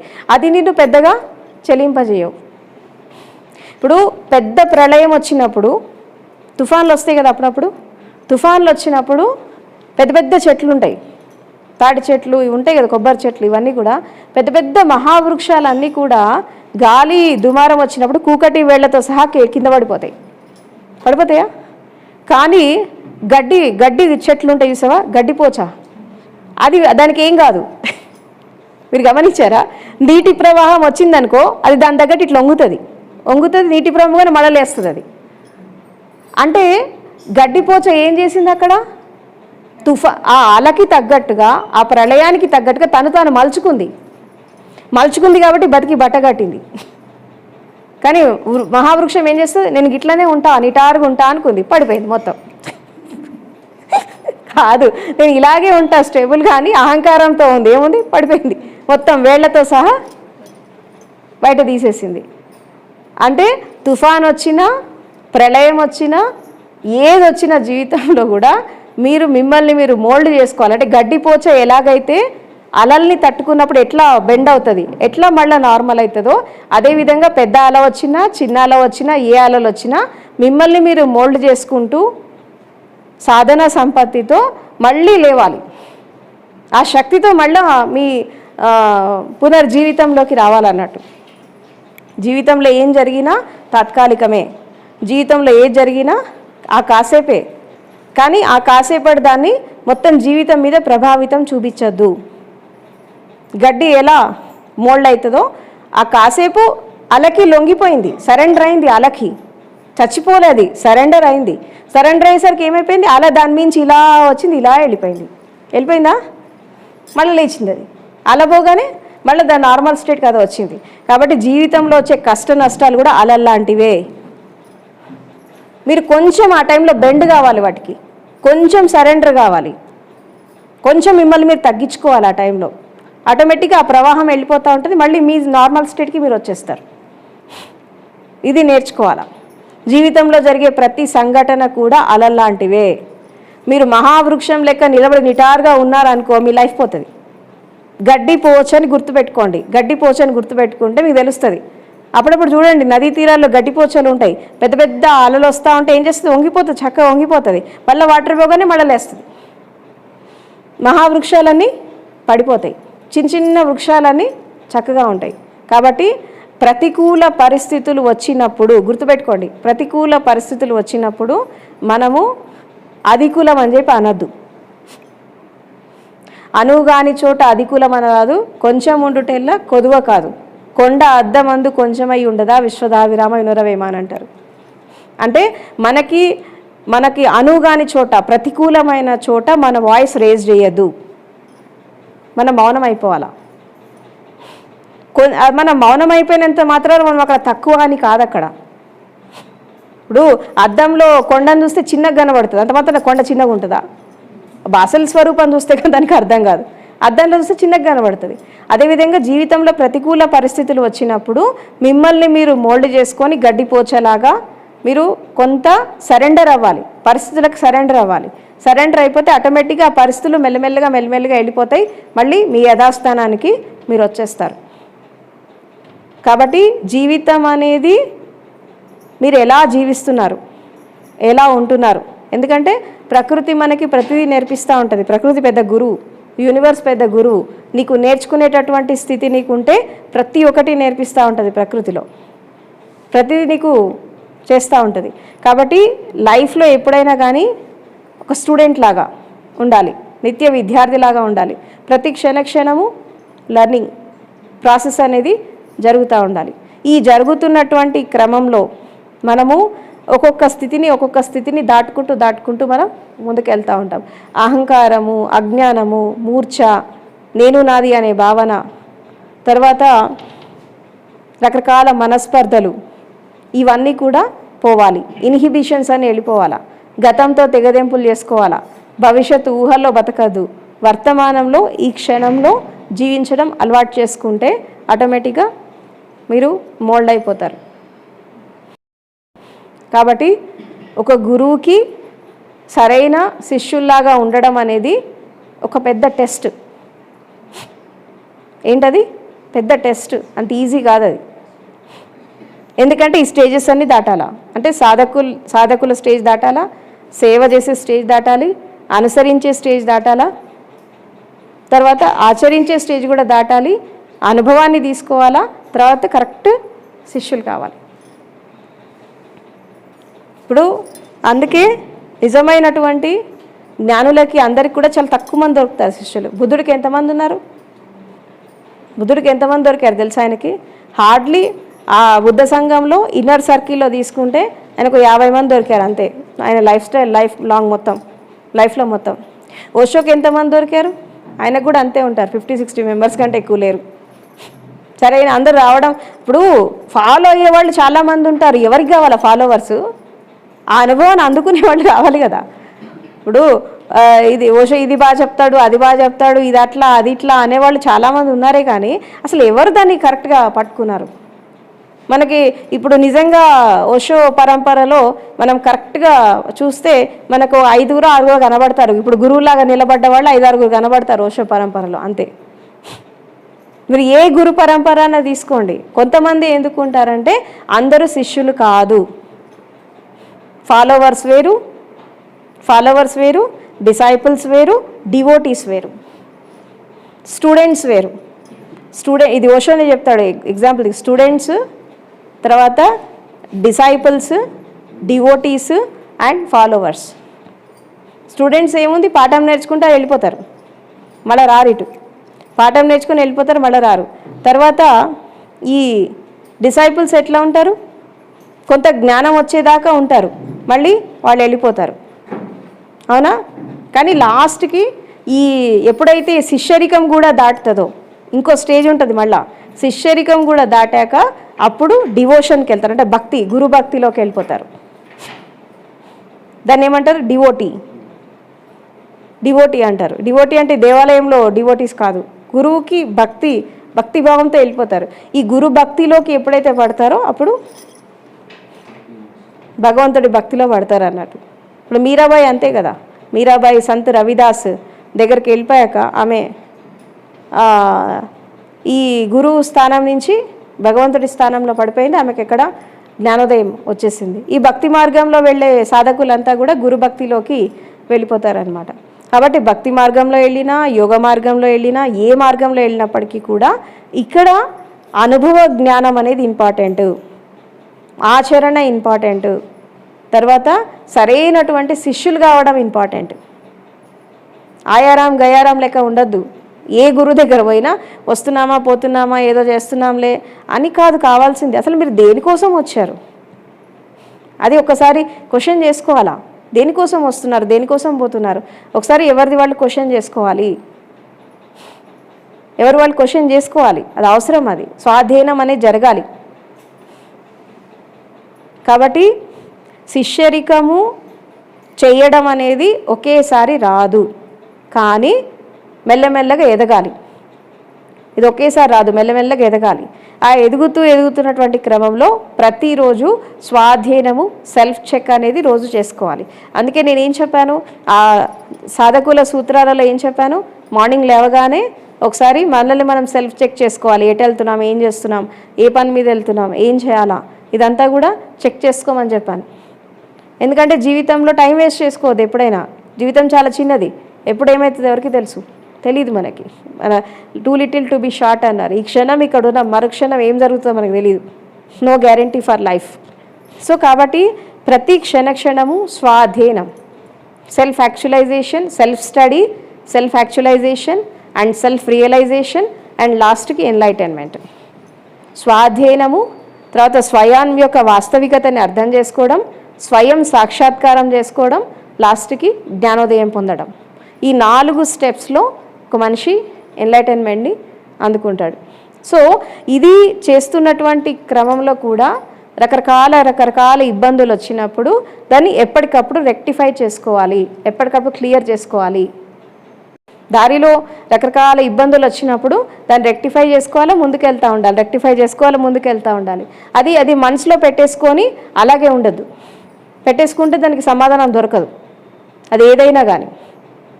సో అది ఎంతవరకు అయితే మనము మార్గంలో పోతూ ఉన్నప్పుడు దాన్ని రెక్టిఫై చేసుకుంటూ తప్పకుండా గురు సాంగత్యంలో ఎప్పటికీ టైం దొరికినప్పుడల్లా సత్సంగాలలో కూర్చుంటూ ఉండాలి.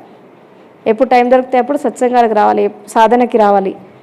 కాబట్టి మెల్లమెల్లిగా సాధకుల స్థాయి నుంచి శిష్యుల స్థాయిలో ఎదగాలి. ఎవరి స్టేజ్ అయినా సాధన నుంచే మొదలవుతుంది, కానీ ఇక్కడ ఆగిపోవద్దు, ఎదగాలి. ఎదిగినప్పుడు ఏమవుతుందంటే ఆటోమేటిక్గా మనకి దారి అనేది, మనం వెళ్ళే మార్గం అనేది ఎదుగుతూ ఉంటుంది. సో ఈ గురు పూర్ణిమ సందర్భంగా దీన్ని మనము ఆషాఢ పూర్ణిమ అంటాము, గురు పూర్ణిమ అంటాము, వ్యాస పూర్ణిమ అంటాము, రకరకాల పేర్లు ఉన్నాయి దీనికి. ఇంకోటి ఏంటంటే ఈరోజు ధర్మచక్ర ప్రవర్తన డే.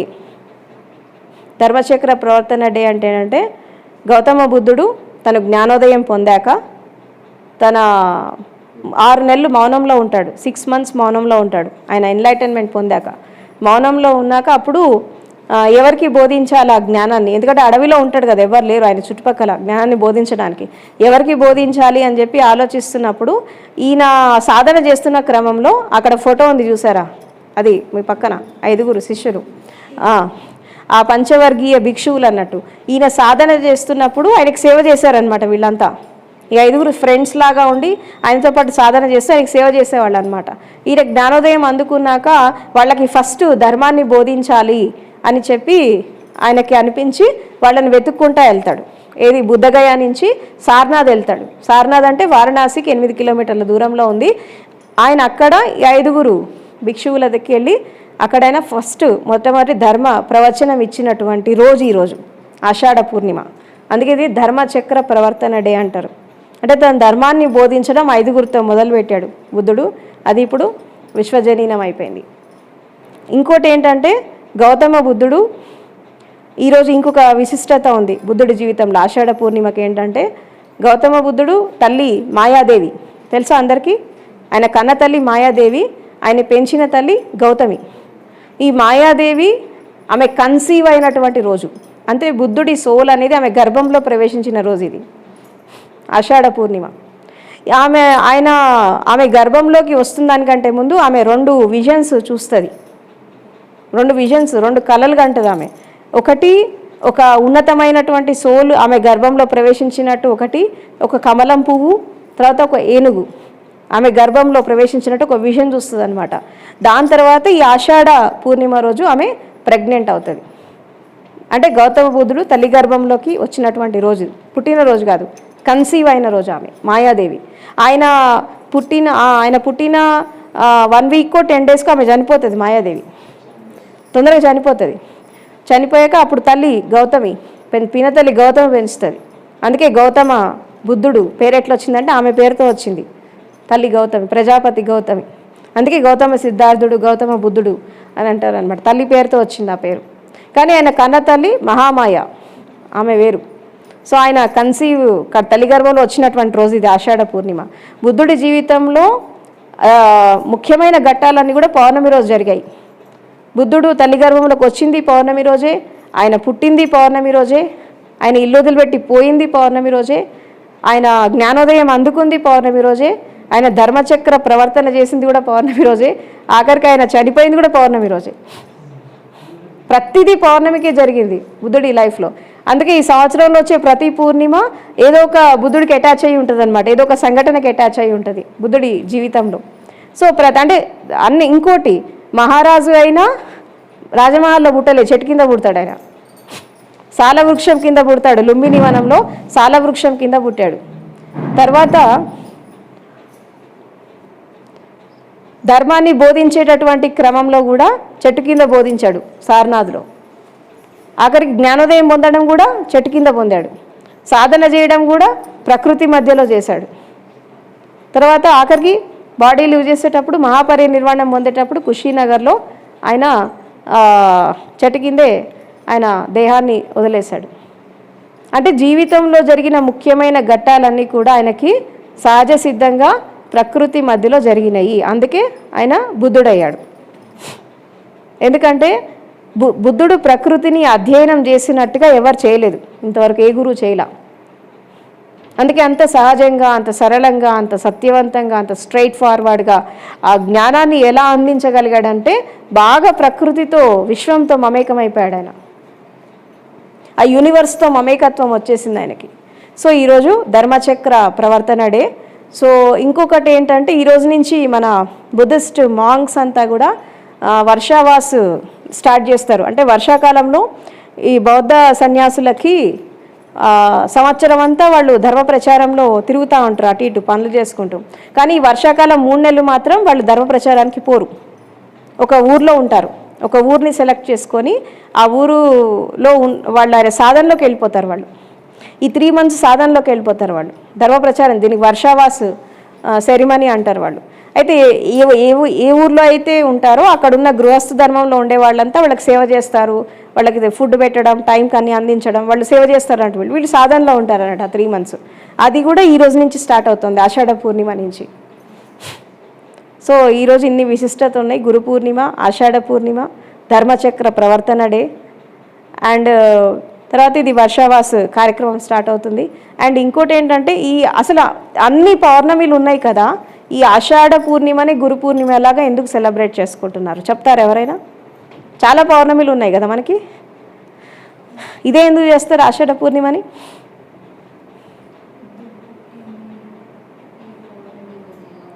కాదు, మరి అందరి గురువులకు ఎందుకు చేస్తారు? బుద్ధుడికే చేయాలి కదా. ఇప్పుడు బుద్ధుడికే చేయాలి కదా, బుద్ధుడు పుట్టినరోజు అయితే బుద్ధుడికే చేయాలి, అందరి గురువులకు ఎందుకు చేస్తారు?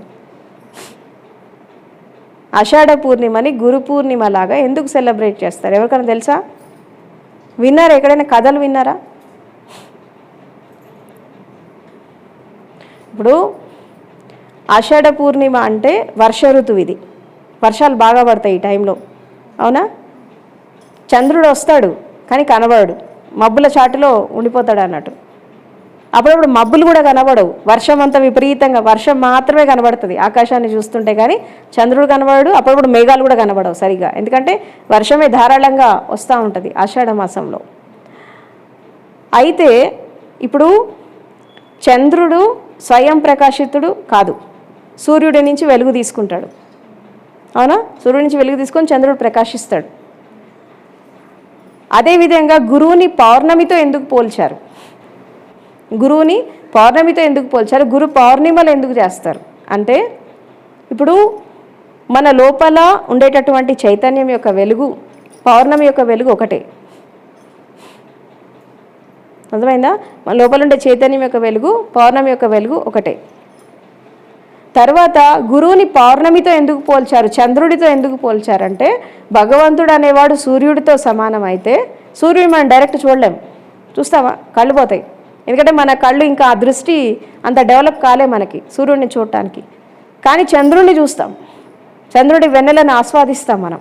అదేవిధంగా గురువు కూడా భగవంతుడి నుంచి శక్తిని తీసుకొని శిష్యులకి చల్లని వెన్నెలలాగా అందిస్తాడు ఆ వెలుగుని.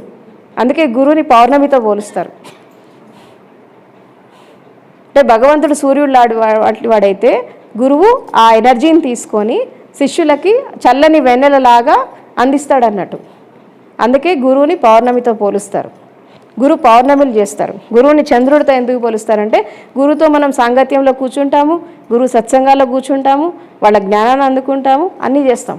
కాబట్టి గురువుతో ఆ సాంగత్యం ఉంటుంది. కానీ భగవంతుడితో చేయలేం కదా, ఆయన ఎక్కడ ఉందో మనకి ఎట్లా తెలుస్తుంది? తెలియదు కదా. అంటే కాబట్టి గురువుతో సాంగత్యం ఏర్పరచుకుంటూ త్రూ ప్రాపర్ ఛానల్ అన్నట్టు. గురువు ఏంటి? Proper channel towards the divine. కాబట్టి ఫస్ట్ ఇక్కడ అందుకుంటే అక్కడ ఆ కనెక్షన్ అనేది కలుస్తుంది. అందుకే గురువుని భూమి మీద వెలసిన సాక్షాత్ భగవత్ స్వరూపం అని ఎందుకంటారంటే, ఆ ఎనర్జీని తీసుకొని శిష్యులకు అందిస్తూ ఉంటాడు. అందుకే గురు పౌర్ణమి చేస్తారు, గురువుని పౌర్ణమితో పోలుస్తారు. ఇంకొకటి ఏంటంటే, ఆ చైతన్యం యొక్క వెలుగు, పౌర్ణమి యొక్క వెలుగు ఒకటే. అంతరాకాశం యొక్క వెలుగు, ఈ బయట ఉండే పౌర్ణమి వెలుగు ఒకటే. ఇదొక కారణం. ఈ ఆషాఢ పూర్ణిమనే ఎందుకు చేస్తారనంటే, ఈ ఆషాఢ పూర్ణిమలో ఉరుములు వస్తాయి, మెరుపులు వస్తాయి, వర్షాలు వస్తాయి, అవునా, రకరకాల రోగాలు వస్తాయి, అవును. ఇప్పుడు ఎండాకాలంలో బాడీ ఎట్లా ఉన్న వర్షాకాలంలో లోపల ఉన్న రోగాలన్నీ బయటకు వస్తూ ఉంటాయి. వర్షాకాలంలో జనరల్గా మనకి రకరకాల ఇబ్బందులు వస్తాయి. ముసలి వాళ్ళకు వస్తాయి, చిన్నపిల్లలకు వస్తాయి, జలుబు దగ్గు ఇవన్నీ రకరకాల అంటే ఒక విధంగా వర్ష ఋతువు అనేది అంత సుఖకరమైన ఋతువు కాదు. రకరకాల రోగాలు బయటపడతా ఉంటాయి. శారీరకం పడతాయి, మానసికం పడతాయి, భవరోగాలు పడతాయి, అన్ని రకాలు పడతాయి. ఈ ధారాళంగా వస్తున్న వర్షాలతో కొన్ని సమస్యలు వస్తూ ఉంటాయి. అయితే జీవితంలో ఎన్ని సమస్యలు వచ్చినా, ఎన్ని ఉరుములు వచ్చినా, ఎన్ని మెరుపులు వచ్చినా, ఏమొచ్చినా, ఎంత పెద్ద తుఫాన్ వచ్చినా నీ లైఫ్లోని గురువు ఉన్నాడు అనుకో, ఆయన నిన్ను కాపాడుతాడు అని చెప్పి అర్థం అనమాట. అది సంకేతం. అందుకే ఆషాఢ పూర్ణిమని గురు పూర్ణిమలాగా చేస్తారు. ఈ పౌర్ణమిని ఎందుకు చేస్తారంటే అది కారణం.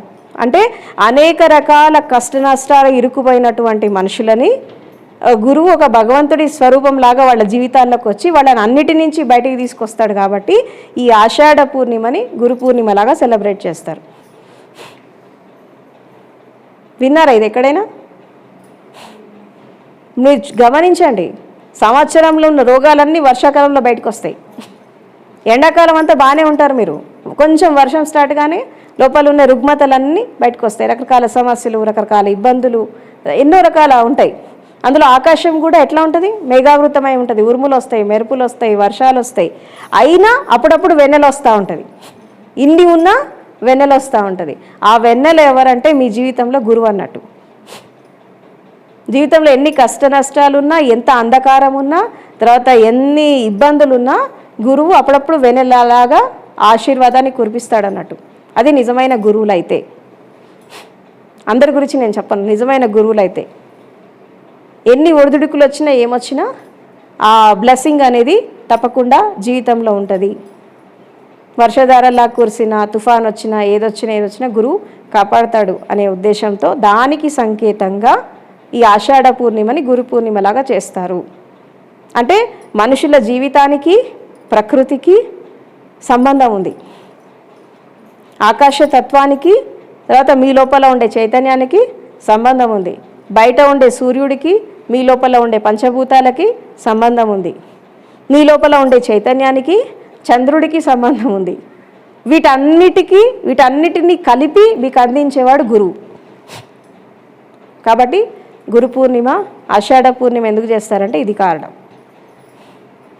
కాబట్టి జీవితంలో ఎన్ని కష్ట నష్టాలున్నా ఏమున్నా గురువు అనేవాడు లైఫ్లో ఉంటే ఏమవుతుందంటే కష్టంలాగా అనిపించదు, ఇబ్బందిలాగా అనిపించదు. ఏదో అట్లా గాలివాటంలాగా అన్నీ వస్తాయి పోతాయి ఇవి నడుస్తూ ఉంటుంది. కానీ పెద్దగా ఇబ్బందులు ఏముండవు. ఇంకోటి ఏంటంటే మనం ఆధ్యాత్మిక ప్రయాణం చేస్తున్నటువంటి క్రమంలో మనకి అందరూ దూరం అవుతారు. మీరు ఎంతెంత పైకి వెళ్తూ ఉంటే అంటే అరాకొరగా సాధన చేసిన వాళ్ళ విషయంలో నేనేం చెప్పను. బట్ డెడికేషన్తో ఎవరైతే సాధన చేస్తారో, టైంపాస్ సాధన చేసే వాళ్ళకి ఏం కాదు, అందరూ ఉంటారు. కానీ ఎవరైతే డెడికేట్ అయ్యి ఇంకా అదే పరమావధి, ఆత్మజ్ఞానం బ్రహ్మజ్ఞానం పరమావధిగా ఎవరైతే జీవిస్తారో వాళ్ళకి మాత్రం చాలా వస్తాయి లైఫ్లో. బట్ ఎన్ని వచ్చినా ఫస్ట్ అందరు దూరం అవుతారు. మొదట ఏమవుతుంది? అందరు దూరం అవుతారు. నువ్వు ఏకాంతంలోకి వెళ్ళిపోతావు, ఒంటరి అయిపోతావు. ఆఖరికి ఆ జ్ఞానాన్ని అందుకుంటున్నటువంటి క్రమంలో అందరు దూరం అవుతారు. నువ్వు ఒంటరి అయిపోతావు. అప్పుడు ఒంటరి అయిపోయినాక అప్పుడు గురువు, భగవంతుడు నీతో ఉంటారు. ఏ దిక్కు లేనివాడికి దేవుడే దిక్కు అని ఎందుకన్నారు తెలుసా? అన్ని దిక్కులు పోవాలి, అన్ని దిక్కులను తీసేసి ఆయనే దిక్కు అయిపోతాడు నీకు. అప్పుడు ఇద్దరే మిగులుతారు, గురువు భగవంతుడు, ఎవరో ఒకళ్ళే మిగులుతారు లైఫ్లో. అందుకే చిట్ట చివరి బంధం గురువుతో ఉంటుంది అని అంటారు. కాబట్టి ఇది చేస్తూ ఉన్నప్పుడు అంధకారం వస్తుంది, అసత్యాలు వస్తాయి, భ్రమలు వస్తాయి, రకరకాల ఇల్యూజన్స్ వస్తాయి, రకరకాల పరిస్థితులు వస్తాయి. అని ఇంట్లో వాళ్ళే నీకు శత్రువులు అవుతారు. అన్నీ జరుగుతాయి. కానీ ఏది జరిగినా భయపడాల్సిన అవసరం లేదు. ఎందుకు లేదంటే ఇవన్నీ కూడా తాత్కాలికం. ఈ డిస్టర్బెన్సెస్, ఇవాళ నేను నిందించిన వాళ్ళు, ఇవాళ నేను తిట్టిన వాళ్ళు, ఇవాళ నేను కోపడిన వాళ్ళు మళ్ళీ తర్వాత నీ దగ్గరకు వస్తారు. కానీ ఇప్పుడు కాదు, నువ్వు ఎదుగుతావు చూసావా, అప్పుడు వస్తారు. మళ్ళీ తర్వాత నీకు ఒక కొత్త కుటుంబం ఏర్పడుతుంది, ఉన్న ఈ కుటుంబాలన్నీ పోతాయి, కొత్త ఫ్యామిలీ ఏర్పడుతుంది నీకు. అంటే ఒక కుటుంబం నాది అని నువ్వు ఎప్పుడైతే కుటుంబం వరకే పరిమితమైపోయి జీవిస్తావో నువ్వు సత్యాన్ని ధర్మాన్ని అందుకోలేవు. ఎప్పుడైతే ఆ స్థితిని దాటి, అంటే ఇక్కడ నేను చెప్పే విషయాలన్నీ జరగాల్సినవి భౌతికంగా కాదు, మానసికంగా. ఫస్ట్ మానసిక పరివర్తన జరగాలి మనిషికి, భౌతిక పరివర్తన కాదు, మెంటల్గా జరగాలి. సంసారం అనేది మెంటల్గా ఉంటుంది, ఫిజికల్ పక్కబెట్టు, సైకలాజికల్గా జరుగుతాయి చాలా. ఈ సైకలాజికల్గా మనం ఏర్పరచుకున్నటువంటి కోరికలు, వాసనలు, స్పర్ధలు ఇవన్నీ కూడా ఏంటంటే జ్ఞానులు చెప్పిన సంసారం మీ కుటుంబాలు కాదు. జ్ఞానులు చెప్పిన సంసారం ఏంటంటే మీ మనసులో మీరు ఏర్పరచుకున్నటువంటి ప్రపంచం. మీ మిత్రులు, మీ శత్రువులు, మీ కోరికలు, వాసనలు, స్పర్ధలు ఇవన్నీ కూడా మీకు ఏర్పడినవి. సో ఎప్పుడైతే మీరు దీంతో ఉంటారో అప్పుడు మీకు సత్యం అనేది అర్థం కాదు, అంధకారంలో ఉంటారు, వెలుగుండదు జీవితంలో. తర్వాత ఆఖరికి మరణాన్ని ఎదుర్కోవాల్సి వస్తుంది. ఈ మరణాన్ని ఎప్పుడైతే మనం ఎదుర్కొంటామో లైఫ్ అవుట్ అయిపోతుంది. అందుకే గురువుని ఉపనిషద్ మహావాక్యాల్లో 3 చెప్తారు: అసతోమా సద్గమయ, తమసోమా జ్యోతిర్గమయ, మృత్యోర్మా అమృతంగమయ, ఓం శ్రీ గురవే నమః. ఈ 3 అంటే అసత్యం నుండి సత్యానికి తీసుకెళ్ళడానికి, అంధకారం నుంచి వెలుక్కి వెళ్ళడానికి, మృత్యువు నుండి అమృత తత్వానికి తీసుకెళ్ళడానికి అన్నిటికీ కారణం గురువే. అందుకే గురువే సర్వస్వం అని చెప్పి అంటారు. అందుకే గురువే ఆఖరికి చిట్ట చివరి బంధం గురువు అయిపోయాక ఏమైపోతుంది, లాస్ట్లో ఏమొస్తుంది? త్వమేవ మాతా చ పితా త్వమేవ, త్వమేవ బంధుశ్చ సఖా త్వమేవ, త్వమేవ విద్యా ద్రవిణం త్వమేవ, త్వమేవ సర్వం మమ దేవదేవ. అంటే నీవే తల్లి, తండ్రి, గురువు, దైవం, విద్య, బుద్ధి అన్నీ నీవే, నువ్వే నా సర్వస్వం అని ఎప్పుడైతే మీరు సరెండర్ అవుతారో అప్పుడు గురువే భగవంతుడు అవుతాడు. గురువే భగవంతుడు అవుతాడు. అప్పుడు మీరు భక్తిలోకి ప్రవేశిస్తారు. సో ఇది గురుతత్వం. సో నేను చెప్పేది ఒకటే ఏంటంటే లైఫ్లో సంపూర్ణమైనటువంటి గురువు అనే వాళ్ళు దొరికాక ఆపర్చునిటీ మిస్ చేసుకొని అజ్ఞానులాగా తిరక్కండి. ఎందుకంటే బయట ప్రపంచంలో ఏమీ లేదు. ఎందుకంటే నేను కూడా తిరిగి ఉన్నాను బయట ప్రపంచంలో, అన్నీ చూశాను నేను కూడా. కానీ కొన్ని చోట్ల సత్యం అనేది దొరికింది, చాలా చోట్ల అసత్యాలే కనబడ్డాయి. కొన్ని చోట్ల నిజమైన గురువులు ఉన్నారు, చాలా చోట్ల బాధ గురువులే ఎక్కువ ఉన్నారు. కాబట్టి మీకు ఎవరి మీదైతే నమ్మకం ఉంటుంది, ఎవరి మీదైతే మీకు ఆ విశ్వాసం వస్తుంది, ఎవరిపైన అయితే మీరు శ్రద్ధ సమర్పణతో ఉండగలుగుతారు, ఎవరి దగ్గర అయితే వీళ్ళ దగ్గర ఉంటే మనకి ఆ జ్ఞానాన్ని మనం అందుకుంటాము అని మీకు నమ్మకం ఎవరి మీద అయితే ఏర్పడుతుందో అలాంటి వ్యక్తి మీకు దొరికినప్పుడు మాత్రం జీవితంలో ఎప్పుడు వదులుకోకండి. ఎందుకంటే అవకాశాలు చాలా రేరుగా వస్తాయి. ఒకసారి వచ్చిన అవకాశం మళ్ళీ రాదు. భగవంతుడు పదే పదే అదృష్టం కలిగించాడు, ఎప్పుడో ఒకసారి కలిగిస్తాడు. అది కలిగించడం మీరు ద్వారాలు మూసేసుకుంటే వెళ్ళిపోతారు. కాబట్టి హృదయ ద్వారాలను తెలిసి మనసుని విశాలం చేసుకొని తర్వాత శరీరాన్ని, మనసుని, హృదయాన్ని నిర్మలం చేసుకొని ఆ గురుతత్వంలోకి మీరు ఎప్పుడైతే ప్రవేశిస్తారో అతి త్వరలో మీరు దాన్ని అందుకుంటారు. సో నేను కోరేది ఒకటే, మీరు ఇక్కడ సాధన చేసినా, ఎక్కడ సాధన చేసినా, ఏ గురువుల దగ్గర చేసినా జీవితం వచ్చింది కాబట్టి జ్ఞానోదయం అందుకోండి. మీరు ఎక్కడ అందుకున్నా నాకు సంతోషమే, నా దగ్గరే అందుకోవాలని నేను అనుకోను. ఎందుకంటే మీరు ఏ గురువు దగ్గర అందుకున్నా పర్లేదు, మీరు ఒక బుద్ధ పురుషుల్లాగా నిలబడాలని నేను కోరుకుంటున్నాను. సో కాబట్టి చివరిగా నా మాటలు ఇంత శ్రద్ధగా, ప్రేమగా విన్నారు. మీ అందరికీ కృతజ్ఞతలు.